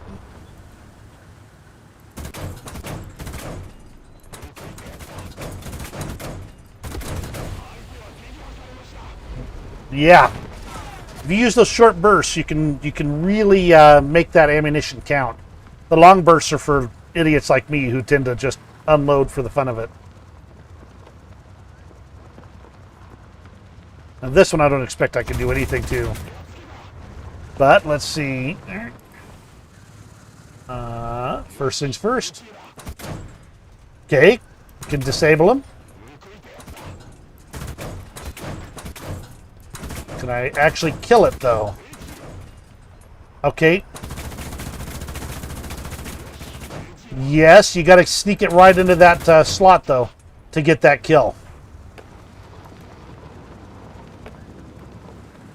Okay, where's the jet? Where's the jet? There's the jet.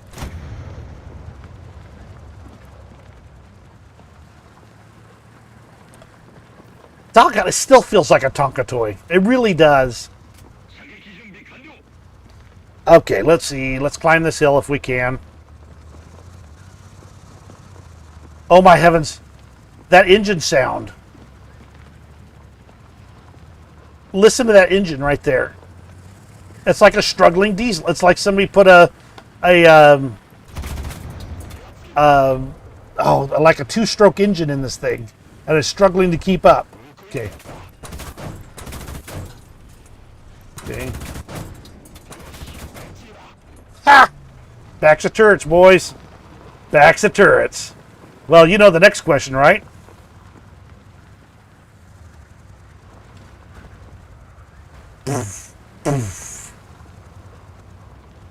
All right, charge. You know, this thing's so light it just might actually. This is going to be a blast. It's going to be fun to meme with. And I don't mean meme man number 0358. I'm talking, I think it's going to be a meme machine. This will be the R3T20 for BR7, the 7.3.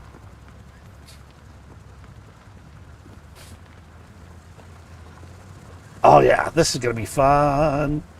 Especially if we can get it on the open road. Ooh, we've got to get it on the open road. But first, we have to find out, will it float?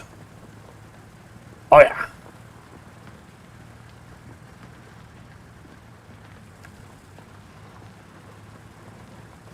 What, you are dead?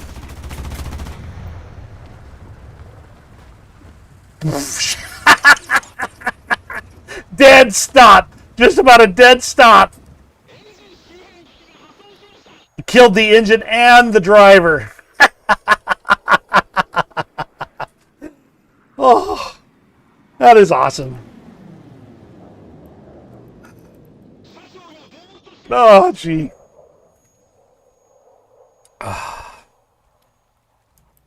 Come on, kill him off. Kill him off. All right, I'll kill him off.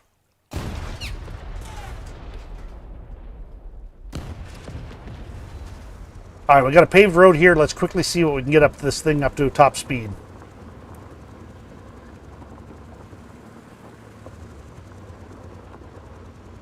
Okay, I would have a blast if I had one of these taking my kids to school in the morning. All right, kids. Okay, you're in the gunner seat today. You're in the commander seat. You're in the radio operator seat, and you're the loader today.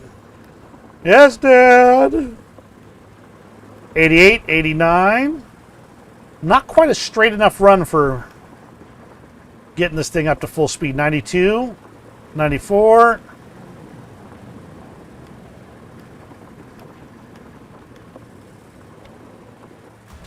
Yeah, as soon as you hit mud, ka-chunk. Okay, that was fun. I enjoyed that one.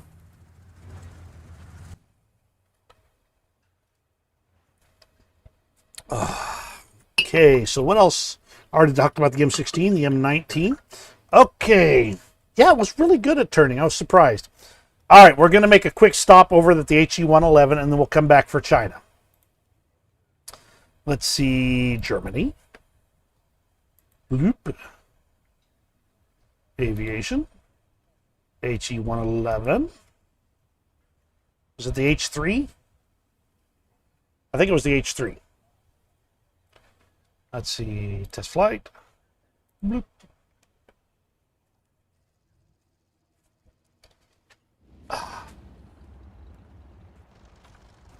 There we go. Oh, look at these.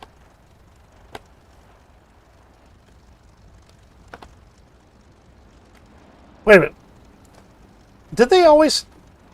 There's actually limits to where the captain's head can turn. In order to exceed them, I have to use the C key to look around.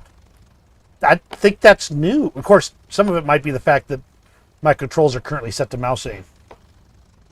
The H16? Okay, well, let me see if I can find that one.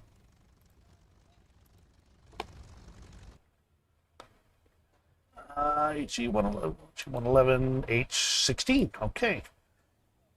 Test flight. Ka-dunk.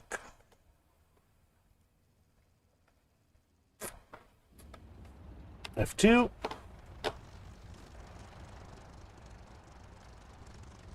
Nice. It's like the Millennium Falcon right here. Da da da da da da da da da da da da da da da, and the whole 9 yards. And now we're demonetized, which we're not anyway because I don't have enough subscribers yet. It's hilarious. But yeah, this is pretty awesome looking cockpit. Now, if only I could actually understand German, I'd be able to tell you what all these things are. Leader Rector Behalter. Abschalter Behalter.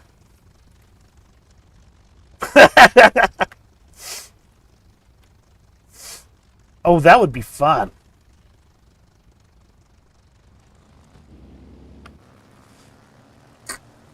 Now my joystick's not hooked up, so I'm going to try and fly it with the mouse.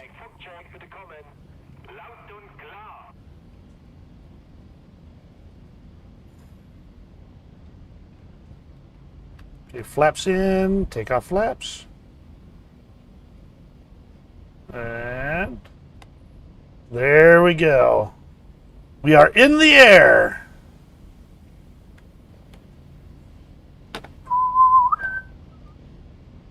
This is a pretty cockpit. I wonder what those color-coded dots are for. Let's see around here. Now, who puts an instrument all the way back there? The Draken V. Voltage, maybe? That would still be a... I think it might be... No, that doesn't make sense. It's for positive and negative. Or at least it's both directions. Interesting. Whoops! Hi! Forgot my mouse is controlling the airplane, too.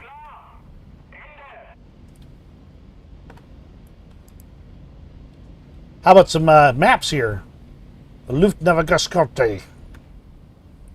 Might be, but that doesn't explain why it goes both directions.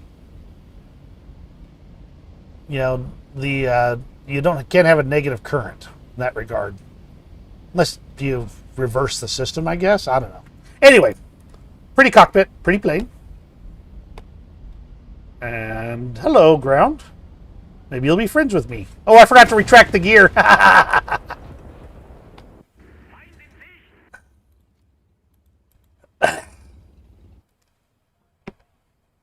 Okay, let me see. The other one was the...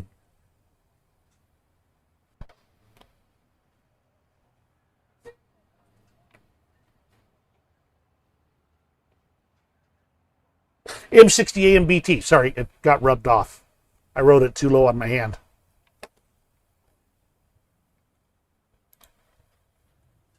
M60 AMBT. M60 AMBT. AMBT. There it is. Modifications. 25mm gun.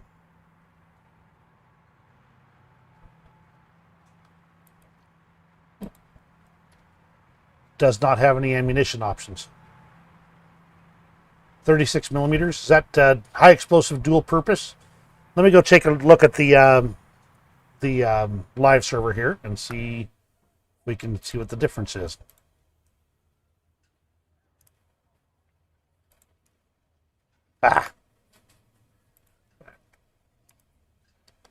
Modifications. Oh, 3mm. Here we go. 3mm pin for the HEIT, high explosive incendiary tracer. So there we go, and we go back to the dev server here, and you can take a look here and see 36mm. So yeah, that's a pretty good difference there.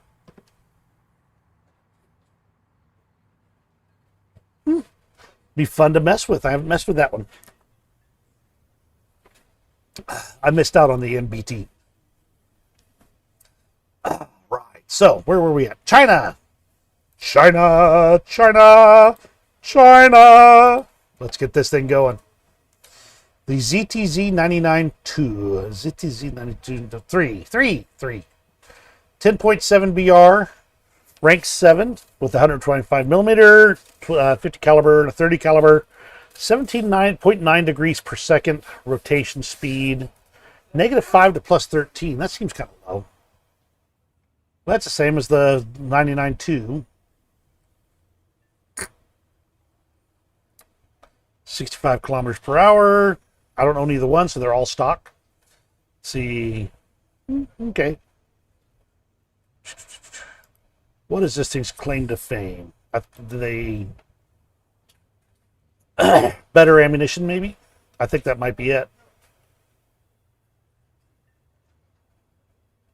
DTW 125.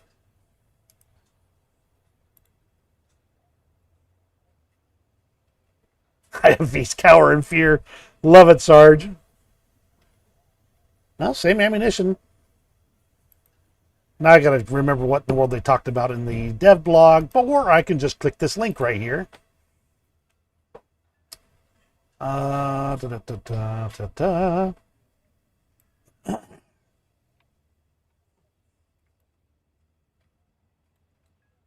Thermal imager, smoke grenade launcher, laser rangefinder. Does the previous model not have thermals or laser rangefinder?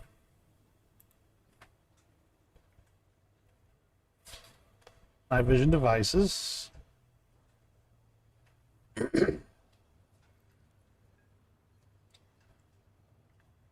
Sorry, I've been talking long enough now that my voice is starting to get a little bit of a frog in my throat.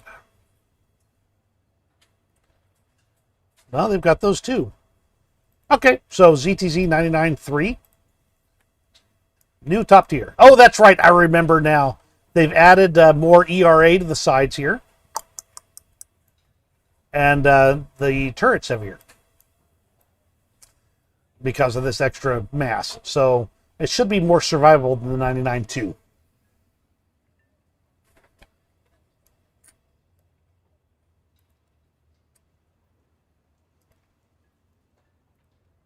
Yeah, they extended that ERA just a little bit on the 3, as I recall. All right, so that's that one. Yeah, it is an interesting design. It's very Western design, the 99s. Whereas before they were pretty well heavily influenced by Russian design. The 99.3 and its predecessor, the 99.2, both look much more like a Leopard than like a T90. Oh yeah, they definitely can use that extra firepower up there. All right, let me see. Italy has the C1390. C1390. C13. There it is. And I can test drive it. Let's see. Let's go ahead and preview it first. Okay. It's like they took the wheels off of the Type 87 RCV and put tracks on it instead. Another one that looks like it belongs in it's a Tonka car. 17.9 degrees per second, -9 to +27. That's pretty good vertical guidance there. With a 90mm gun, 9.7 second reload. At 7.0, that's not as big a problem as it would be at top tier. It actually has zeros for the turret armor, which means that they don't have the full numbers in here. So take everything on this list with a big grain of salt. All right, let's give it a test drive.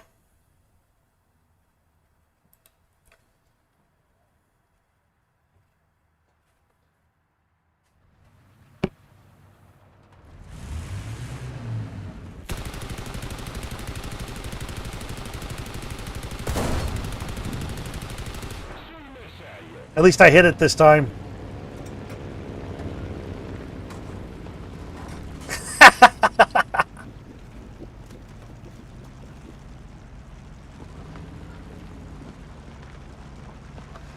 All right, let's see. How's it drive? How's it drive?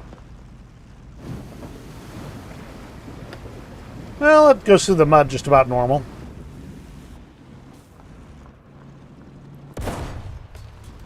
Not stabilized, so keep that in mind.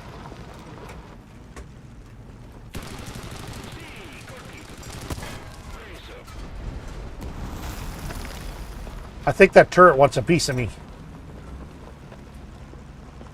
All right, let's keep it moving.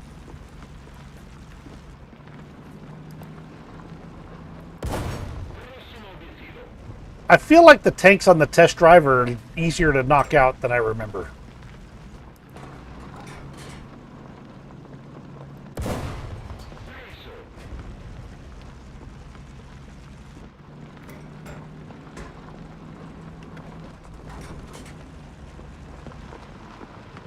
Oh man, that turret rotation is awful.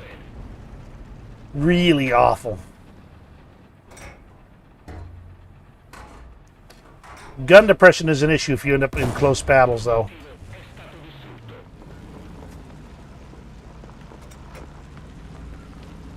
Yeah, I can see the Bradley notes there as well.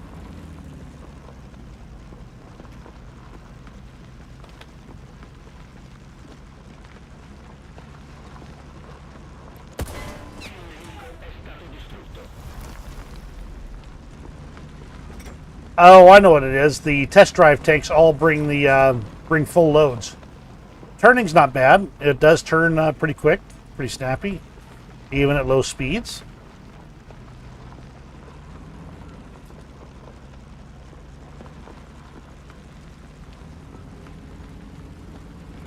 All right, charge!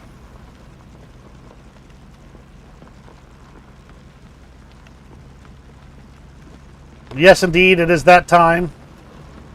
Will it float?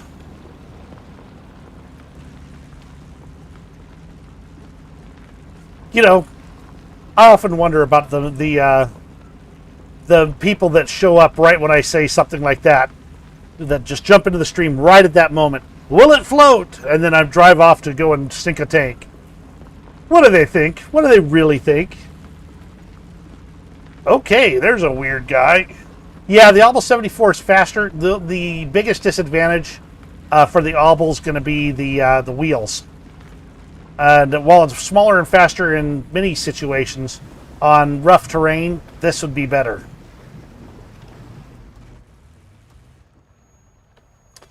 You know, I love how this water is just deep enough to kill the driver.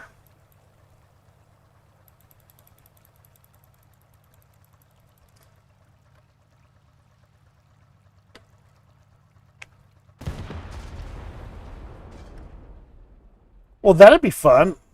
This could be if it's got that many variations there, Mitch, that could make for some really interesting things. It could be a real lineup booster for the Italians. Okay, that takes us to Sweden, and the France is not getting any tanks this round. So Sweden, PBV 301. Let's go ahead and preview. Okay, these look like they're placeholder values, to be honest, because I know that fire rate is incorrect for that cannon in this particular chassis, because I researched it for the dev blog. It actually was 300 rounds per minute. But I'm not going to put in a bug report for that. 10.4 second reload for the belt. Worthless armor. 11.5 tons, 133 horsepower, 45 kilometers per hour. Let's see how it drives. Oh, we ought to probably take a look. What kind of ammo you got? 42 millimeters of pin. Yeah, 42 millimeters of pin is all you get. So that's going to be the kicker on this one. I don't think it's going to be the next R3.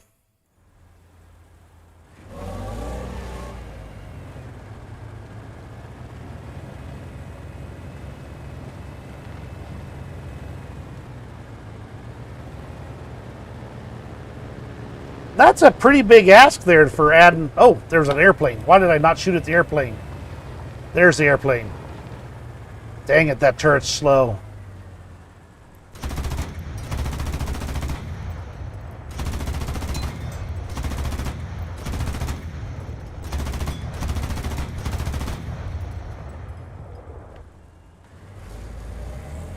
I'm trying to figure out why they put a cap circle here, by the way.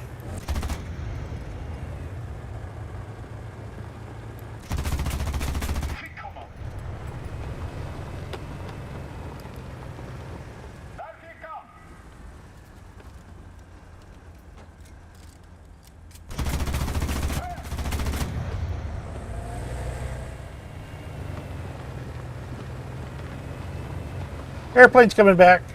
Now this is marked as an SPAA, and as I mentioned in the dev blog video on it, that's the only way this would ever even come to the game, as if it was coming in as an SPAA.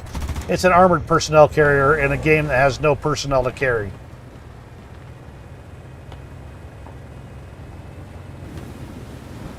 Oh, I didn't think about that. Does it actually work? I gotta find that out.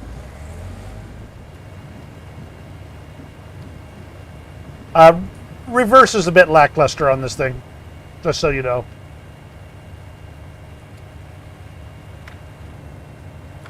Oh, look at that water line on there. That's they've been kind of doing that for a while, but I don't think it's... Ah, it doesn't go with the wheels. Okay, that's not so impressive after all.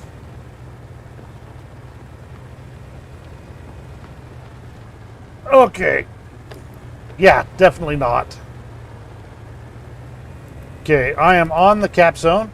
I am stopped. And yeah, it does resupply the ammo.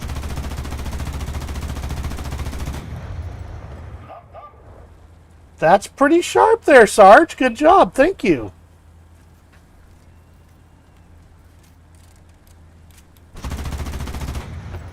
And I do believe I'm going to call this thing painful. Because I like my tanks to be light and fast. And this is anything but. Well, it's light, but it's definitely not fast.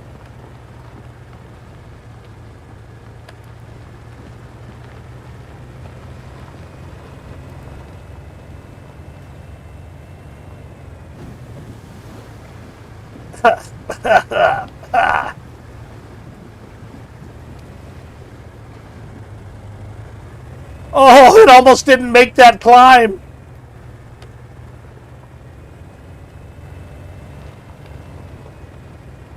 Okay. Can I kill this? Can I even get my gun on target on this? Okay, I can kill that. For the purpose of delivering soldiers to the battlefield with at least something that could be used to deal with other soldiers, absolutely. It also is used as a command tank in one version and an artillery spotter tank in another version. They actually put 4 antennas on all versions, even though they may not have had radios for all those antennas, so that they'd all look exactly alike. I thought that was really sneaky. And no, it does not float. It looks like they're blocking you from shooting if you're drowning now. Yeah. Okay. So that is all of the tanks. Do we have any requests for a quick go back through aircraft or ground vehicles? Does anything need another look? Let me know in the comments. In the meantime, I'm going to go ahead and move forward a little bit with the helicopters. We already have taken a look at the squadron vehicle, the YAH-64 attack helicopter. Yeah, same principle there, Mitch. Okay, let's preview this puppy. There's the, there it is. It's a pre-Apache. Let's see what ordnance options we got. Hydras, Hellfires, Hydras and Hellfires, Hellfires, and Hellfires.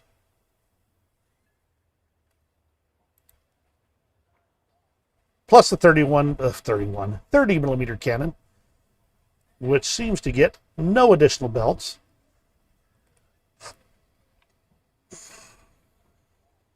Oh, I'm happy to help out, Sarge. There's just so much in these dev servers sometimes, and trying to get through that information and show it off without bogging everything down is a challenge. But I've loved having all you guys here. It is so much fun. So this is the squadron chopper right here.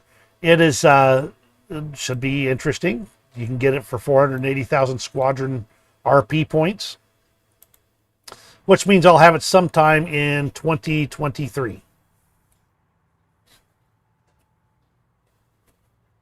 Yeah, it's pretty nice. It's all right. And the AH-1F got a new cockpit.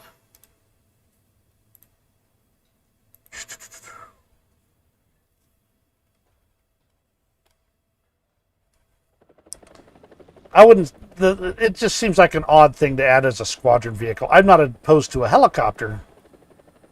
All right, take a look at this cockpit right here, by the way. This is the one on the AH-1F. Pretty snazzy looking. All right, let's see what what it looked like on the live server so we can have a comparison. Switch. And And helicopters, AH-1F.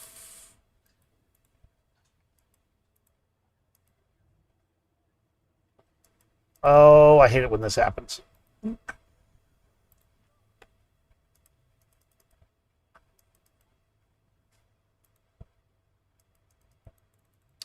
Arg! Okay.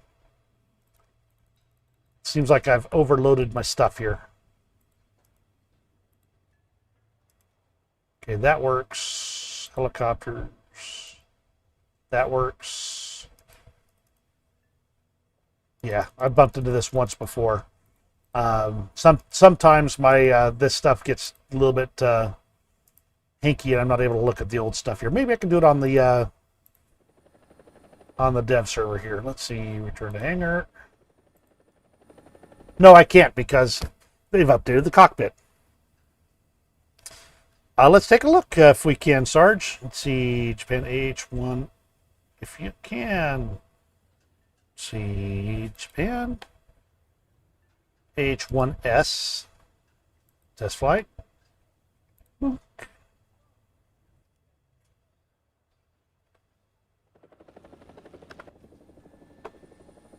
And there is the same cockpit. There you go.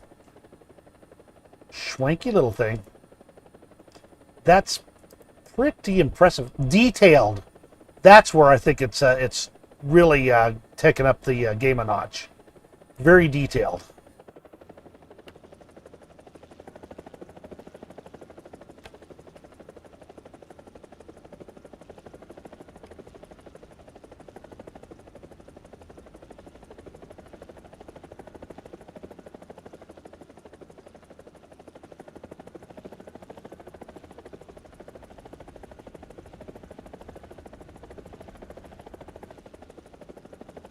And this is why I'll never be a chopper pilot. The landings would be so bad. I'd have a huge chiropractic bill. That is a nice looking cockpit though. Really nice.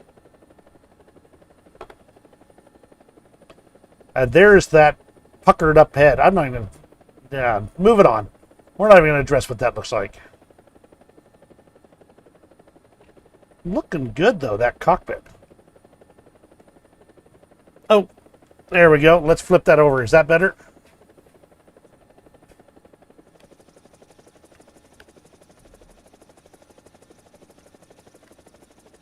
How about now? Did it flip over to the dev server?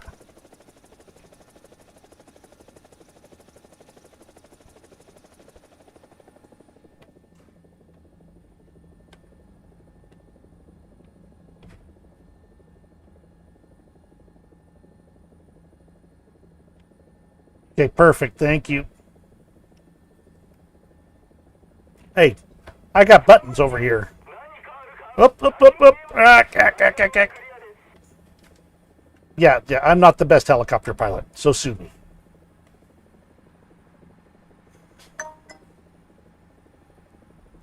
Okay, and...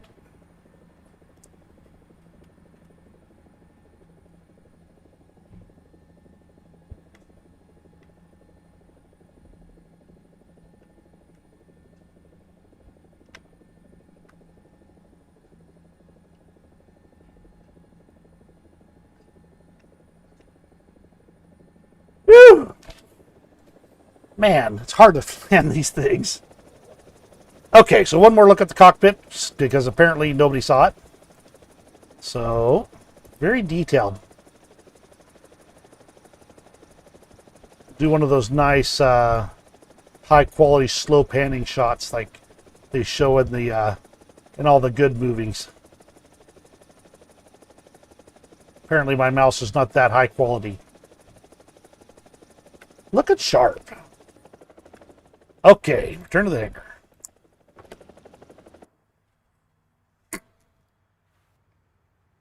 Okay, so that's the cockpits there. The SA-313 Alouette also got a new cockpit. Germany. Test flight. Hello. Why are you only in here alone? Well, hello. Hey, I We I saw saw you in this you. I'm chat on and we're like, a minute.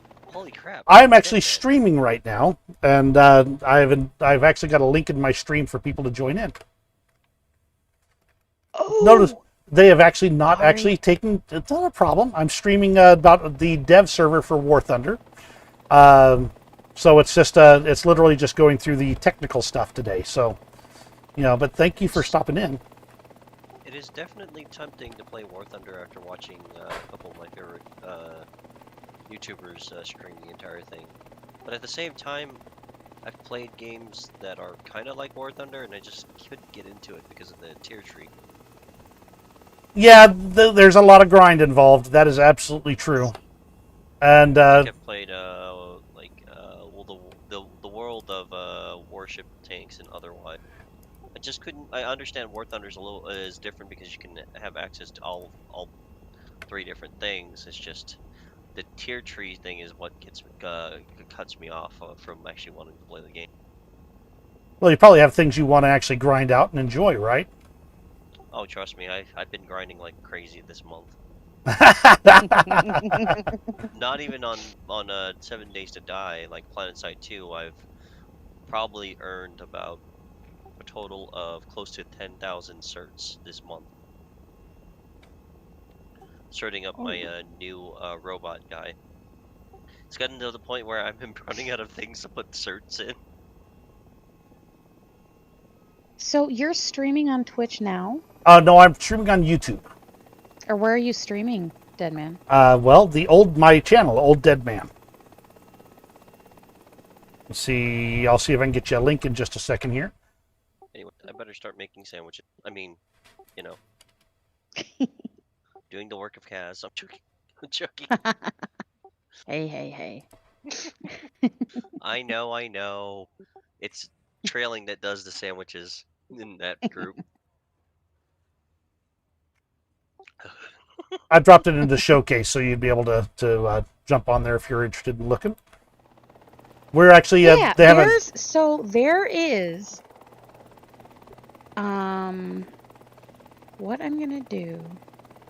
Can you stream on YouTube now? Are you streaming on YouTube, or is that just the video of it? No, you can stream on YouTube. They've had that feature for a long time.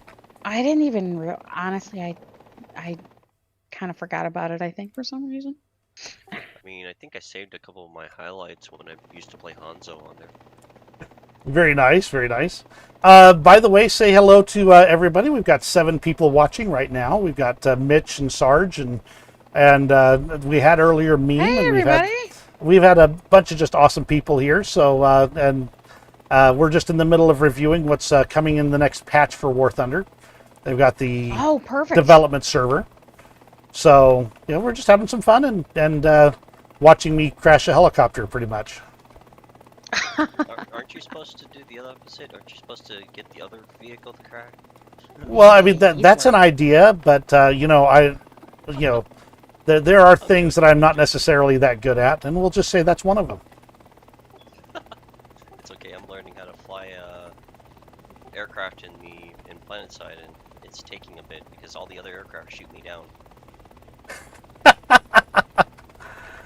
I mean, to be fair, I literally use my gunner to my advantage. They go around shooting missiles at the incoming aircraft, but unfortunately the enemy light fighter team seemed to be a little bit overpowered against my current heavy fighter, so. You don't say. Well, I can understand that. Yep. All right, so for those on the stream, we're going to be moving on to naval at this point. We're going to start with the USS Pittsburgh, and we'll see what it looks like. Right, have fun with your War Thunder. Will do. Thank you very much. I've got to go back to actually cooking, so I'll see you. All right, have fun. Enjoy. All right, the Pittsburgh's right here. We're going to take a look, preview this puppy. That's a lot of guns. And this is a new patch that you're... Yeah, the patch will be coming out probably in about 2 weeks or so. And this is the development server for it.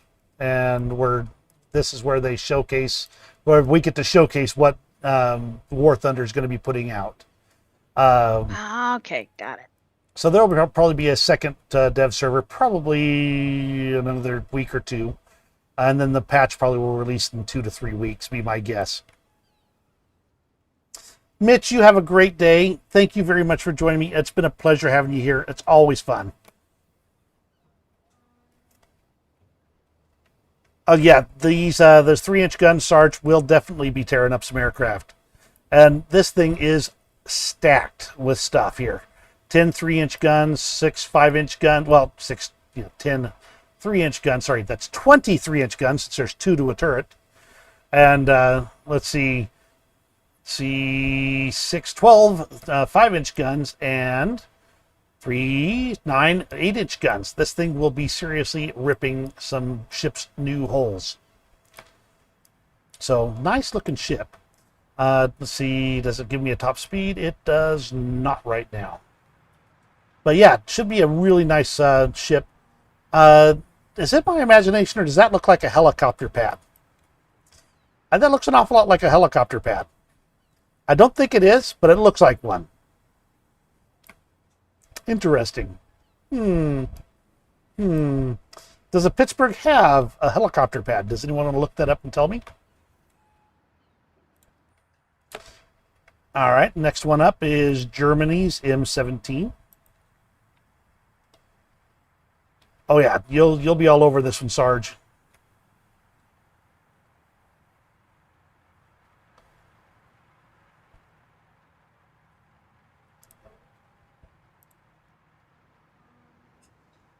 This is a cute little ship right here. Nice M17. It's got 4 depth charges, 2 105s. Let's see, a 1 here, and looks like 1 here. That's going to, for 3.3, that's going to be pretty darn good. Plus it's got, let's see, a couple of turrets here. That's a quad turret right there. That's a quad 2-centimeter turret. Nice. That'll rip up both some... Well, it's got a fence, so it probably is mostly intended for anti-aircraft duty, so I don't think it'll be able to shoot close to the ship. But it does still have a couple of other guns. Let me see where they are. There we go. 1 here, and 1 here, for a couple of 2-centimeter guns that would actually be able to engage low and close targets. So... should be an interesting little ship for 3.3 for the coastal fleet.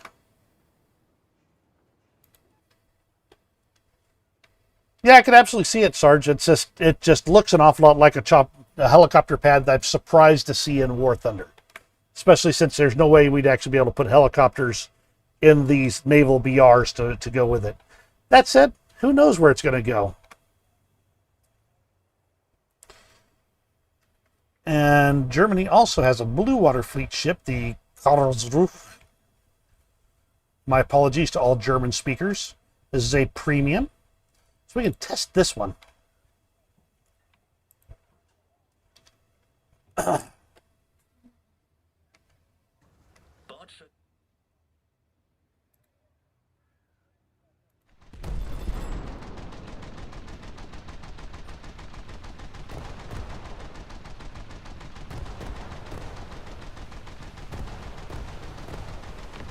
Wow, those are some slow turrets.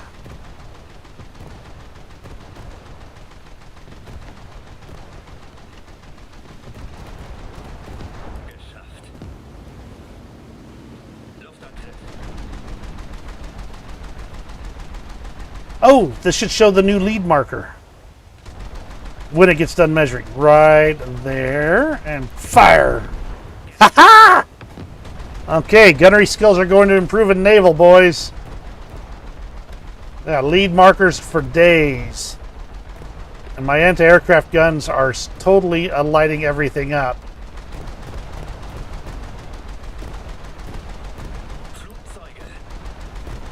Let's see, we're moving, they're not, so probably about here maybe.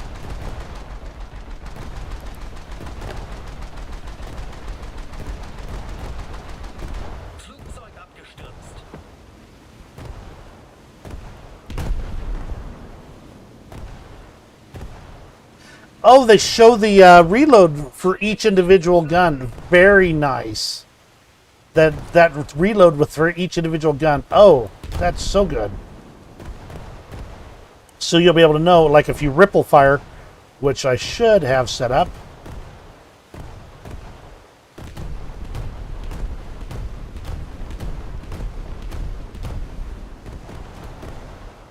Do that at the right rate, you could have a constant fire rate going. Oh, nice. One moment, please. I have a visitor.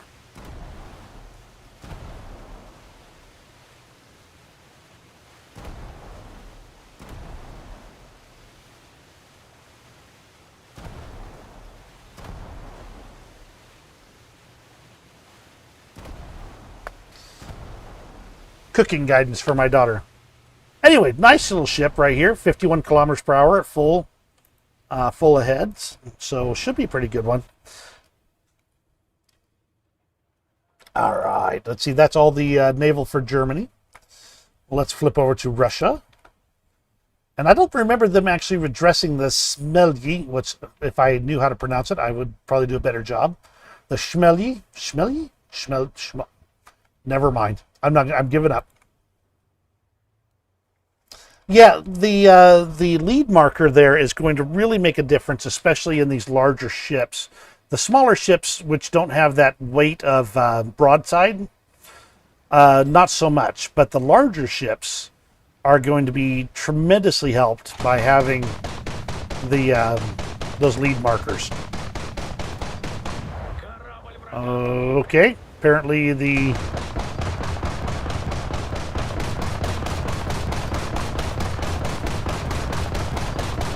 my ancillary guns are doing a quite good job of taking care of anything that's close enough for me to shoot at with this.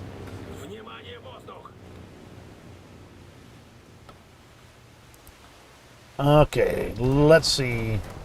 We have 2 turrets, 4 guns, and I got my range measurements, and I bet you I'm going to be needing to shoot right about there. So I'll go ahead and start off with a round there.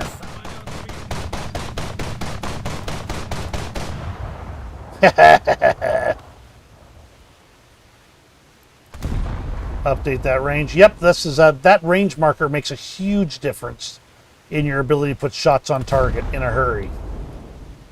I mean, people who play a lot of naval will have this kind of down already, which I think will be a negative for people who are already big naval players. But for those that are not big naval players, it'll mean more population in those naval areas. So huge difference right there. By the way, as a reminder, there is a link in the description that should take you straight to this Discord, and you can find me under Dead Man's Crypt. This is one of the places I come to. Absolutely, I do come to the Gaming Among Friends server quite a bit. Okay. Also, I have a new name in the 7-day server. He is streaming. Yes, I'm streaming right now, Harry. Oh, I didn't realize that. Yep, no big deal. I'm going to hop out and let you finish streaming, hon. I just wanted to pop in and say hi. Glad to hear you. Good seeing you, Kaz. I'm glad you're still around and having fun. Indeed, you too, hon. I'll catch you later. Righto, have a good one. Yep. I didn't realize you were streaming. No problem. That's the reason. Well, this is why I'm here. I've actually got a link in the description of my video that people could jump on if they wanted to chat with me while I'm streaming over here. So that's all it is. Okay. Right now, I'm actually discussing the next patch for War Thunder, where we have access to the development server for the next day or so, and we're reviewing what's new and what's coming. Interesting. I haven't played War Thunder much, but no, if you find that cool, that's cool. No, I was just gonna pop in and say, if you get confused, my new name is Grandma with a Gun. I love it. I love it. Okay, I'll keep it out for the Grandma with a Gun. Thank you. Yeah, no problem. Have a good one, man. You too. So that brings up another question. Is there anybody here who plays a little bit of 7 Days to Die? If so, let me know, because that's I do enjoy some 7 Days. I've just been so busy lately. No time to add that one in on top. So, all right. So this is the Parskaya Komuna, a 6.0 BR battleship on the Russian side. Looks like she's got a little bit of stuff going on here. Some, let's see, 12-inch guns, 16 120 millimeter guns. Woo! Of course, they're all lined up on the side, so you only get 8 of them on a side, and only a small number that'll be able to fire truly on the forward arc and the rear arc. So keep that in mind. 6 76 millimeter guns and 16 37 millimeter guns that are probably mostly used for anti-aircraft work, and 12 50 cals. So should be a pretty nasty little piece of work right here.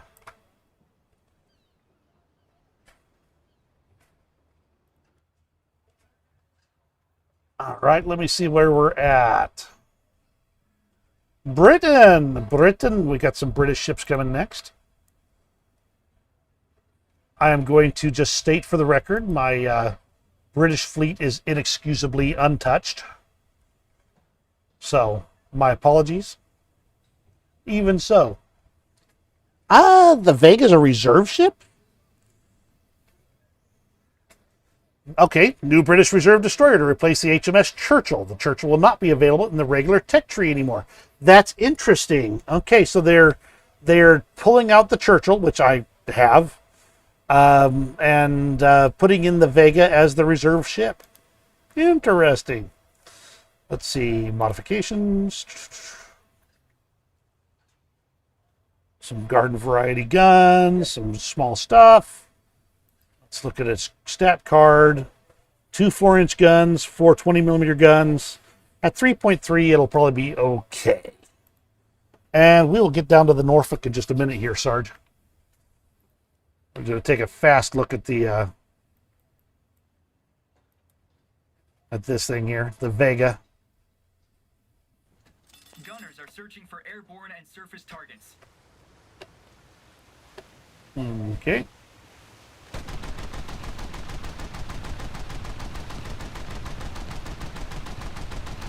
Let's see. Man, slow turrets drive me up the wall.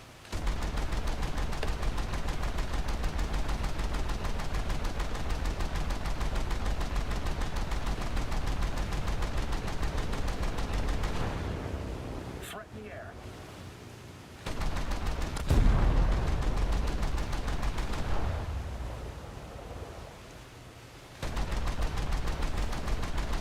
Fire.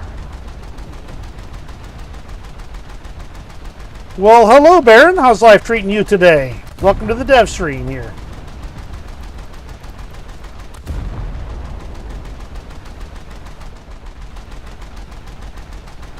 The enemy ship sank. All right, so real simple little vehicle there. Should be all right reserve. Oh yeah, Churchill was terrible. Really was. Has more firepower, but yeah, just not a good ship. Okay, so we got the Leopard Premium, which says it's British. Okay, it's there. Where? There it is, on the coastal fleet side. All right, see, just quick, we'll take a fast look at this one. We want to get over to the star of the show today. Gunners are searching for airborne and surface targets.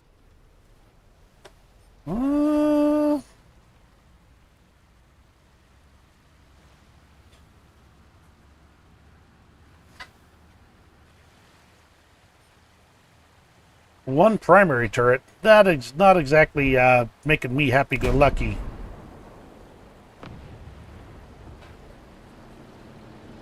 It does feel like the guns are aiming to point of aim more than they used to. It used to be they pretty much. Oh, look at that! See that little splash spot right there? That should tell me where it's going to hit. So it's going to hit on that ship.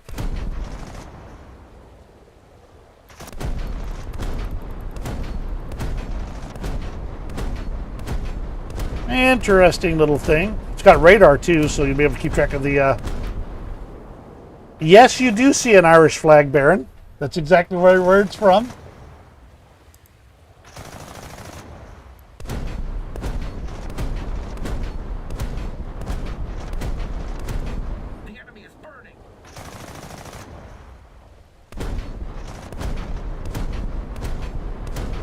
So they've made quite a few changes that should make naval far more accessible to the average Joe. So, oh, look at that! You can almost, with that little funky marker there, you can almost put it right in there on the water line. So that should help with aiming quite a bit. 1 second, I have another visitor.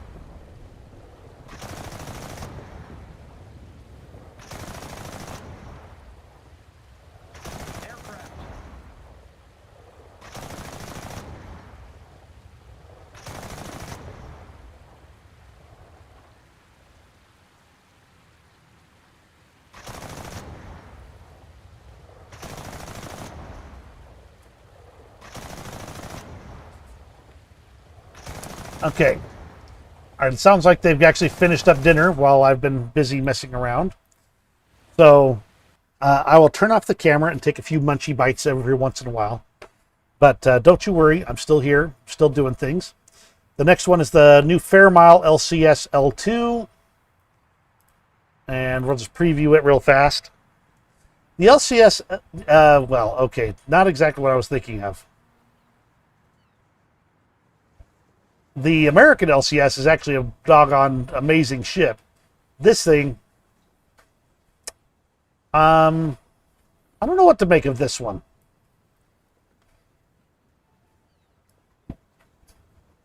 Yeah, the slower reloads are going to really want those extra helps because you really hate to put a broadside on something and have it just literally splash into the water.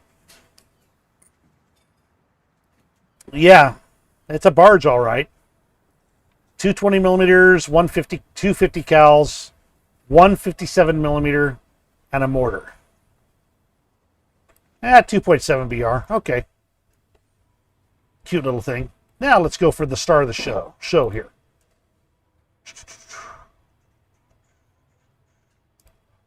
And preview. HMS Norfolk. Or is it Norfolk? I never know what the British pronunciation is on that one. So we've got eight 8-inch guns,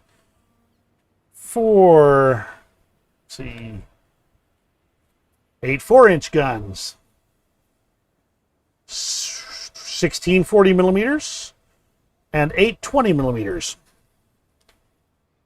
Not bad. 52 kilometers per hour top speed, 13,000 ton displacement.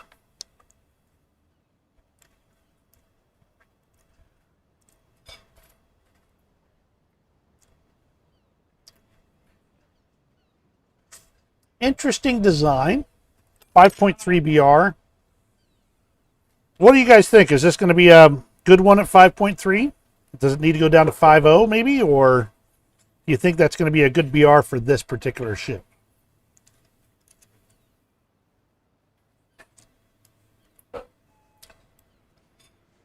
Armor. Not bad. All or nothing type stuff. So most of the ship is basically unarmored. Not unusual.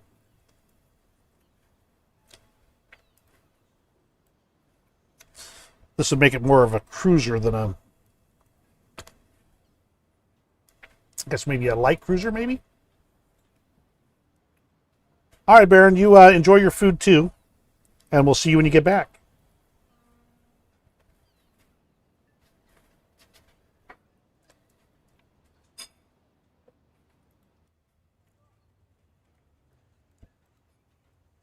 The London is at 5.7. More armaments.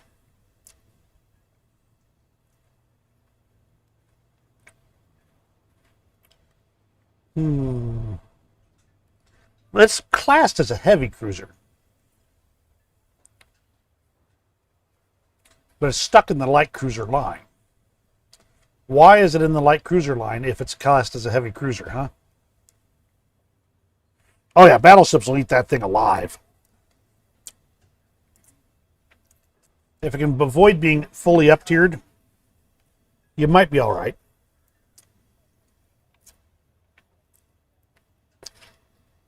But at 5.3, you're going to be up-tiered. A lot. All right, that's the Norfolk. It's over to Japan.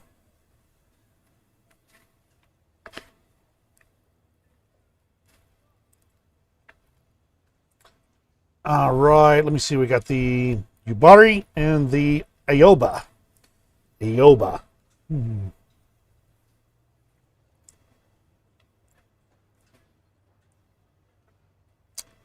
There's the Aoba. I don't see the Yubari unless it's a coastal.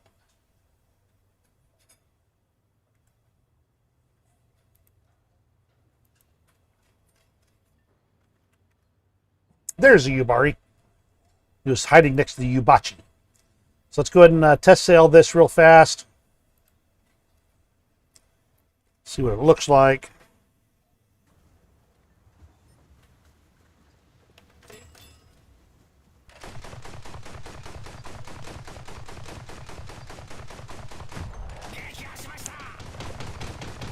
Well, that's some angry sounding Japanese, isn't it?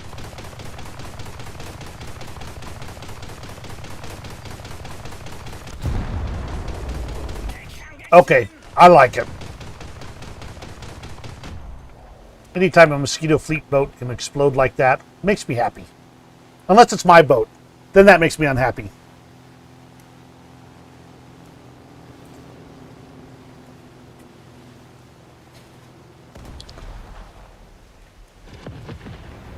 I really can't see them expanding to 3 lines in the naval fleet.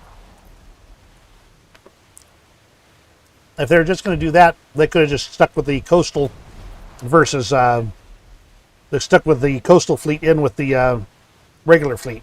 And really, there's no difference except for the BR ranges. Problem is, they wanted to make it so people could get into the ships they were interested in, not just the little torpedo boats. I don't know. Seems kind of complicated. But what do I know? I'm just a strange guy on the internet.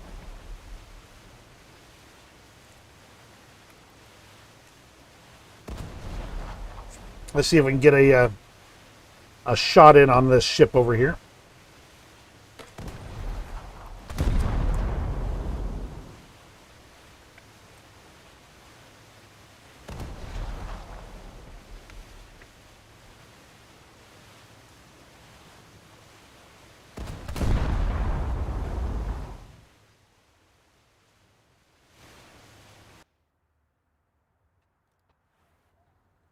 All right, so the Yubari's got 4 140 millimeters, 1 120 millimeter, 8 25 millimeters to 8. So hold on. 8 plus 9 plus 8, so 16 plus so 25 millimeter guns, according to them.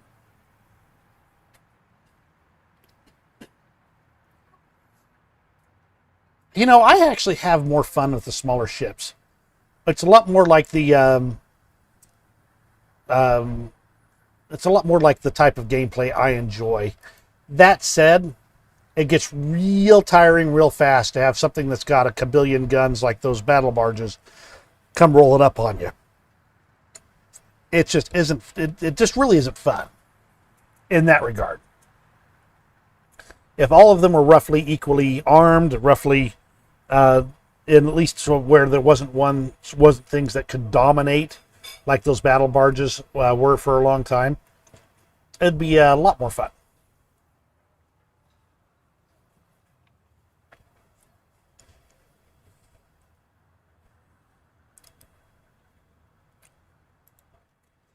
You know, I don't even know how many battles I have. I'm level 100. I just don't know how many battles I have. Now you're going to make me take a look. Meanie. Let me see. That is a lot of battles. 39,000. That is a whole heck of a lot of battles. You know what? Maybe I'd put a little bit. Maybe I'll just look at maybe a vacation or something. You know, play some War Thunder while sitting on a beach in Tahiti on a crappy satellite connection. This will be just like having the server hamsters die. That'll be fun. All right. Anyway, the Oba. That's a whole lot of 25 millimeter guns. Now, when I did no, not on the Oba because I didn't research that one. That's where the 25 millimeter guns came from. The Yubari, when they did the dev blog on it, said it had 25 millimeter guns. No, and it says it does, even though my research said it had 15. Doesn't mean my research was correct, just keep that in mind. But the Aoba and the Yubari, right there, are armed somewhat similarly, except for the Yubari has less. Here's the commander. Oh, we also saw it a little bit. And once again, it's in the heavy cruiser, in the light cruiser line. I really just don't understand this. Okay, well, let's see. The next one that has more naval coming is Italy. So let's take a quick look at those. Blue water, we've got the Leon and the Gabiano. Gabiano? Okay, I gotta stop trying to pronounce things with a proper accent. That's gonna get me in trouble one of these days. Here's the Gabiano. 400 C Torpedoes, 100 millimeter gun, and 7 20 millimeter guns. Let's take a quick look at it.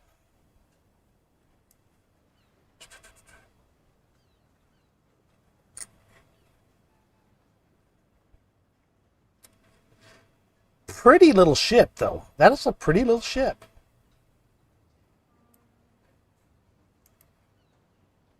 Yeah, a lot of new players are just like, yeah, I want the big stuff. I want big guns, big ships, big things. And it's like, I like light things and fast things and fun things, and so I totally get it. I mean, I understand, but doggone it, there's so much fun to be had, and trying to go for the biggest and baddest and bestest is it's just a pain.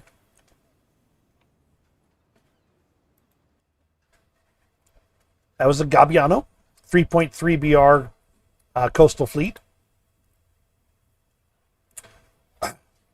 It's basically just shy of a destroyer. And the Leon, a destroyer.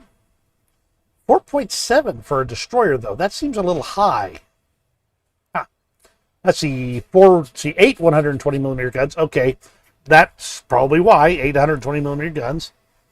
Let's see, 240 millimeters and 450 cals. Seems a little lightly armed for the BR. To me, at least my eyeballs are telling me that might be a little light.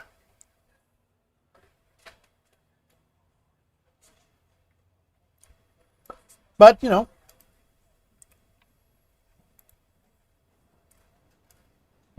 .54 kilometers per hour. Should be decently survivable.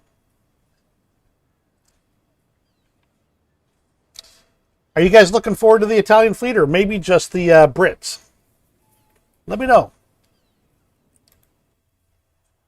Okay, that is all of the fleet. And most of the helicopters just had new cockpits, so really not a whole lot going on helicopter-wise except for that.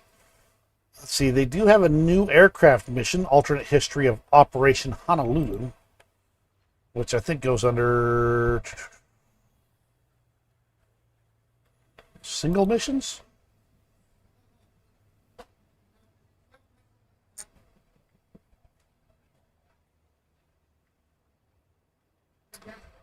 That is Operation Honolulu.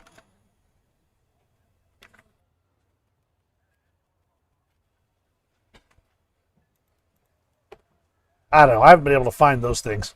And they don't even show Spaceport in the custom battles list.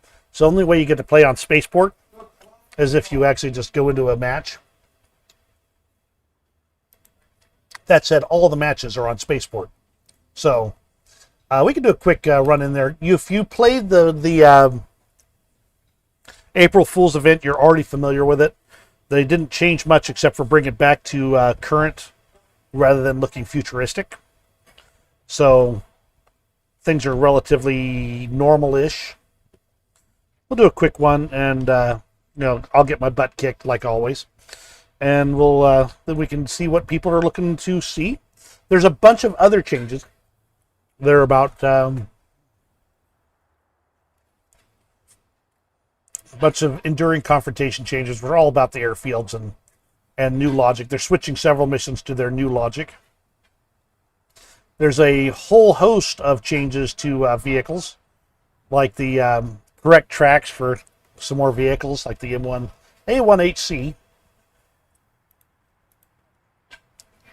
and a bunch of Russian stuff. All right, let's turn that camera back on. I ate me a little snack. Whoop, that's backwards.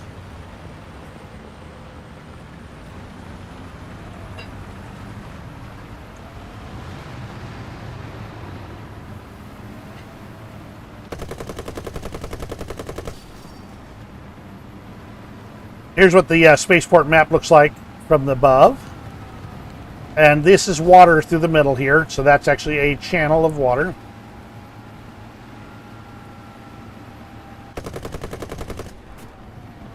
And watch out, because people will be firing from long distance on it. Ouch, somebody's already been... Oh, somebody already nailed a Leopard, good. Now the water's shallow enough you don't actually need to use the bridges. And I don't on this one.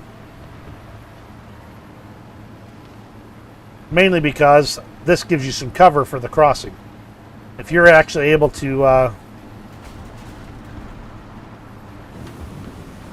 cross that bridge, it means they're not paying a lick of attention.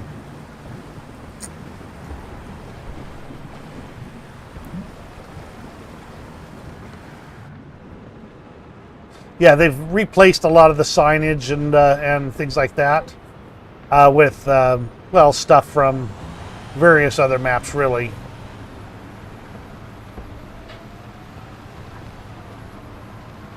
And no, I'm not playing strategically. I'm just driving in for the fun of it. You see, I have kind of a American desert style town area here. They've got buses and things like that.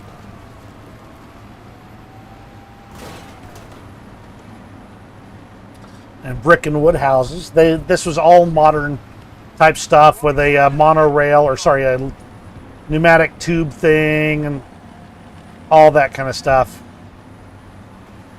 Okay. Hearing something to my right. So even if you played this original one, there are some differences to keep in mind.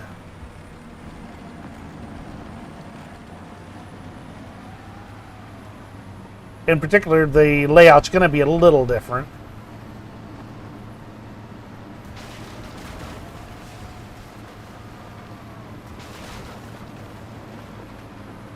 Where is everybody? I have not seen a single Inuit. Aha!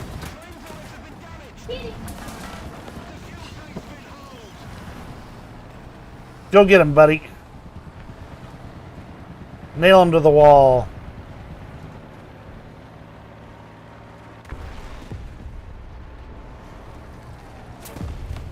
Nice. Get him, get him, get him. Yes! Teamwork! Sarge, you have a wonderful day. Thank you for joining me. You were a lot of fun, and as was everybody else, too. So you have a good one, and enjoy the rest of your day. Okay, I'm repaired. I can move again. And this has been a long stream, so I'm not going to go too terribly much longer. We definitely don't need to be going insane over everything. Is there any questions? Anything you want me to go back and revisit? Anything you guys missed I can take another look at? Let me know. I'm watching the comments.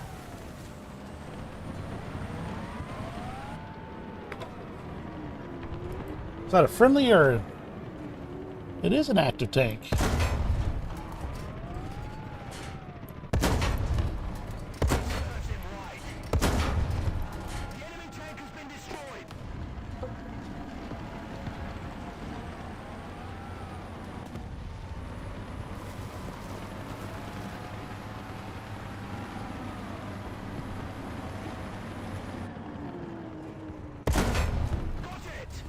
Oh, bot. That's what explains that.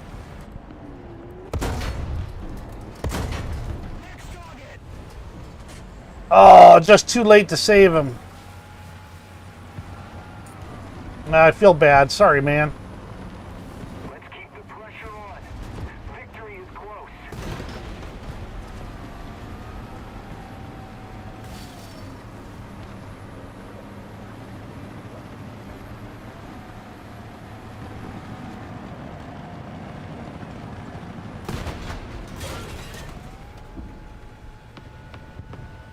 Flip it around.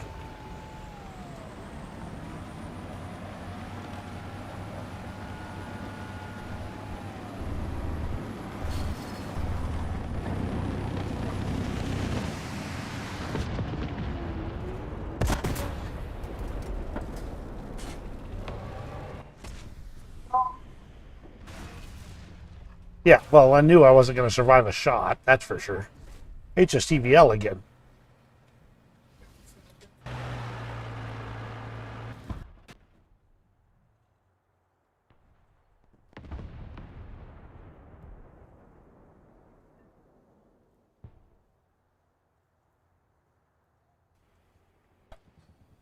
Okay, so I have enough to bring in an F4 Phantom. Oh yeah, I don't have this thing spaded at all. I don't remember them having this line thing where when you looked at the map, it would show you what direction you were looking before. Oh my heavens. Okay, yeah, this might be the limits of what I can do.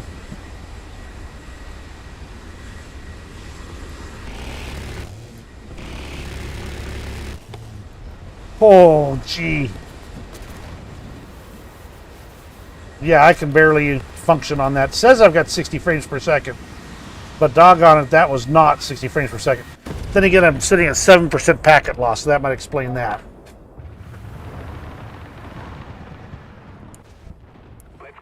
Okay, and that's kind of the summary of what Spaceport looks like.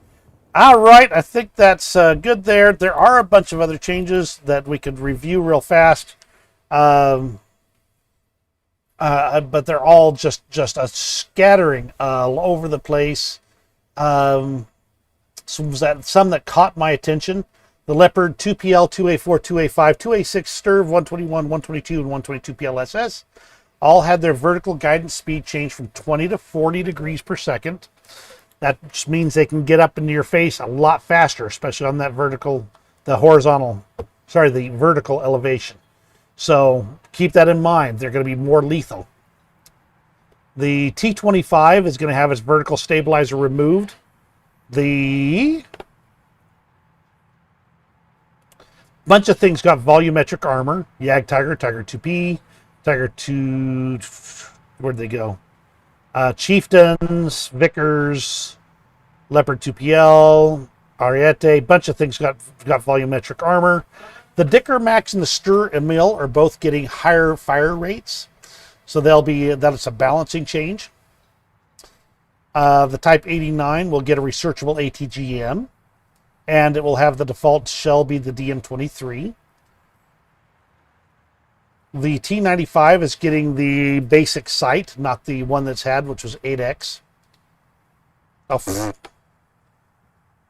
created. Now I'll have fire protection equipment on a tank on the dev server. Yay! Research. Finish.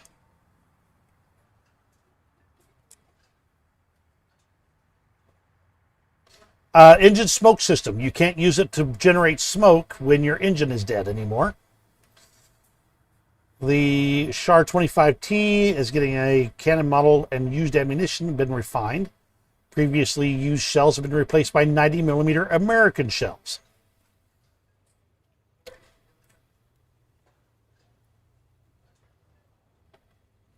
Let's see, got the correct tracks. Aircraft. The MiG-23M is getting a 2 R13 M1 and 4 R60 suspended weaponry deal.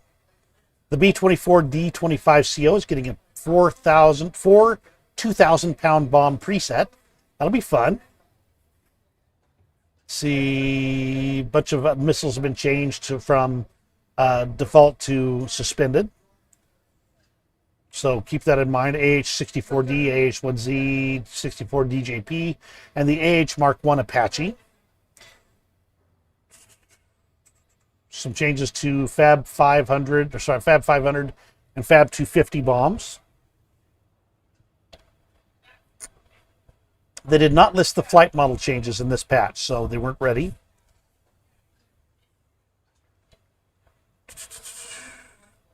The JU-88A1 and A4 were moved to rank 2, and the HE-111 H6 and H16 are grouped.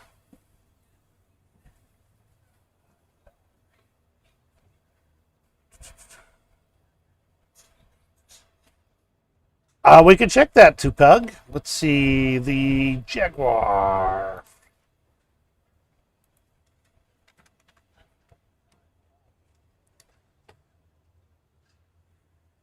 The GR1 or the A?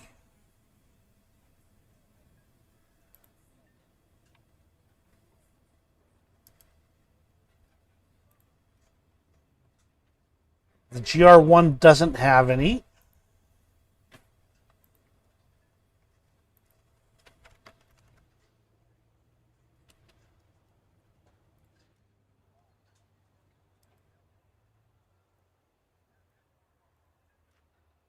But the A does, so the A is getting him. So good job. Nice, good eye.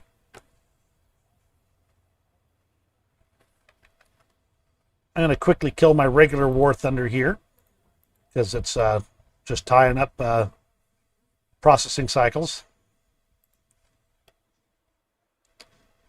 Let me see.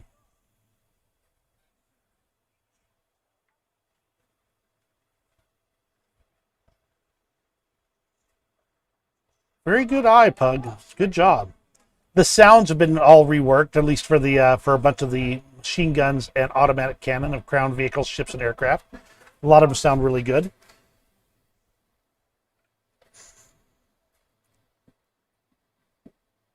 And new authentic engine sounds for the Phantoms.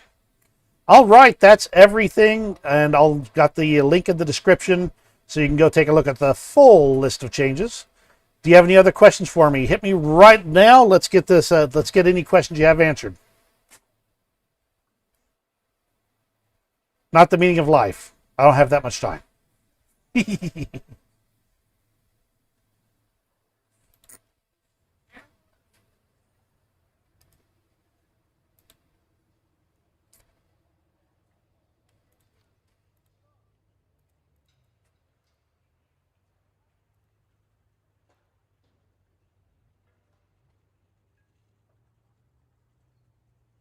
All right, not seeing anything yet.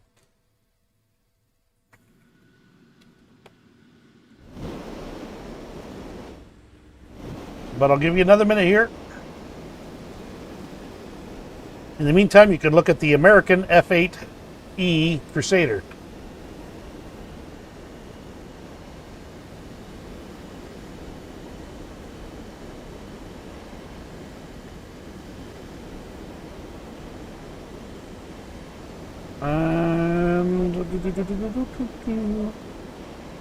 All right, I think that's everything, everybody. Thank you for joining me today. If you have any questions, drop them in the comments afterwards. I'll try and keep an eye out for it.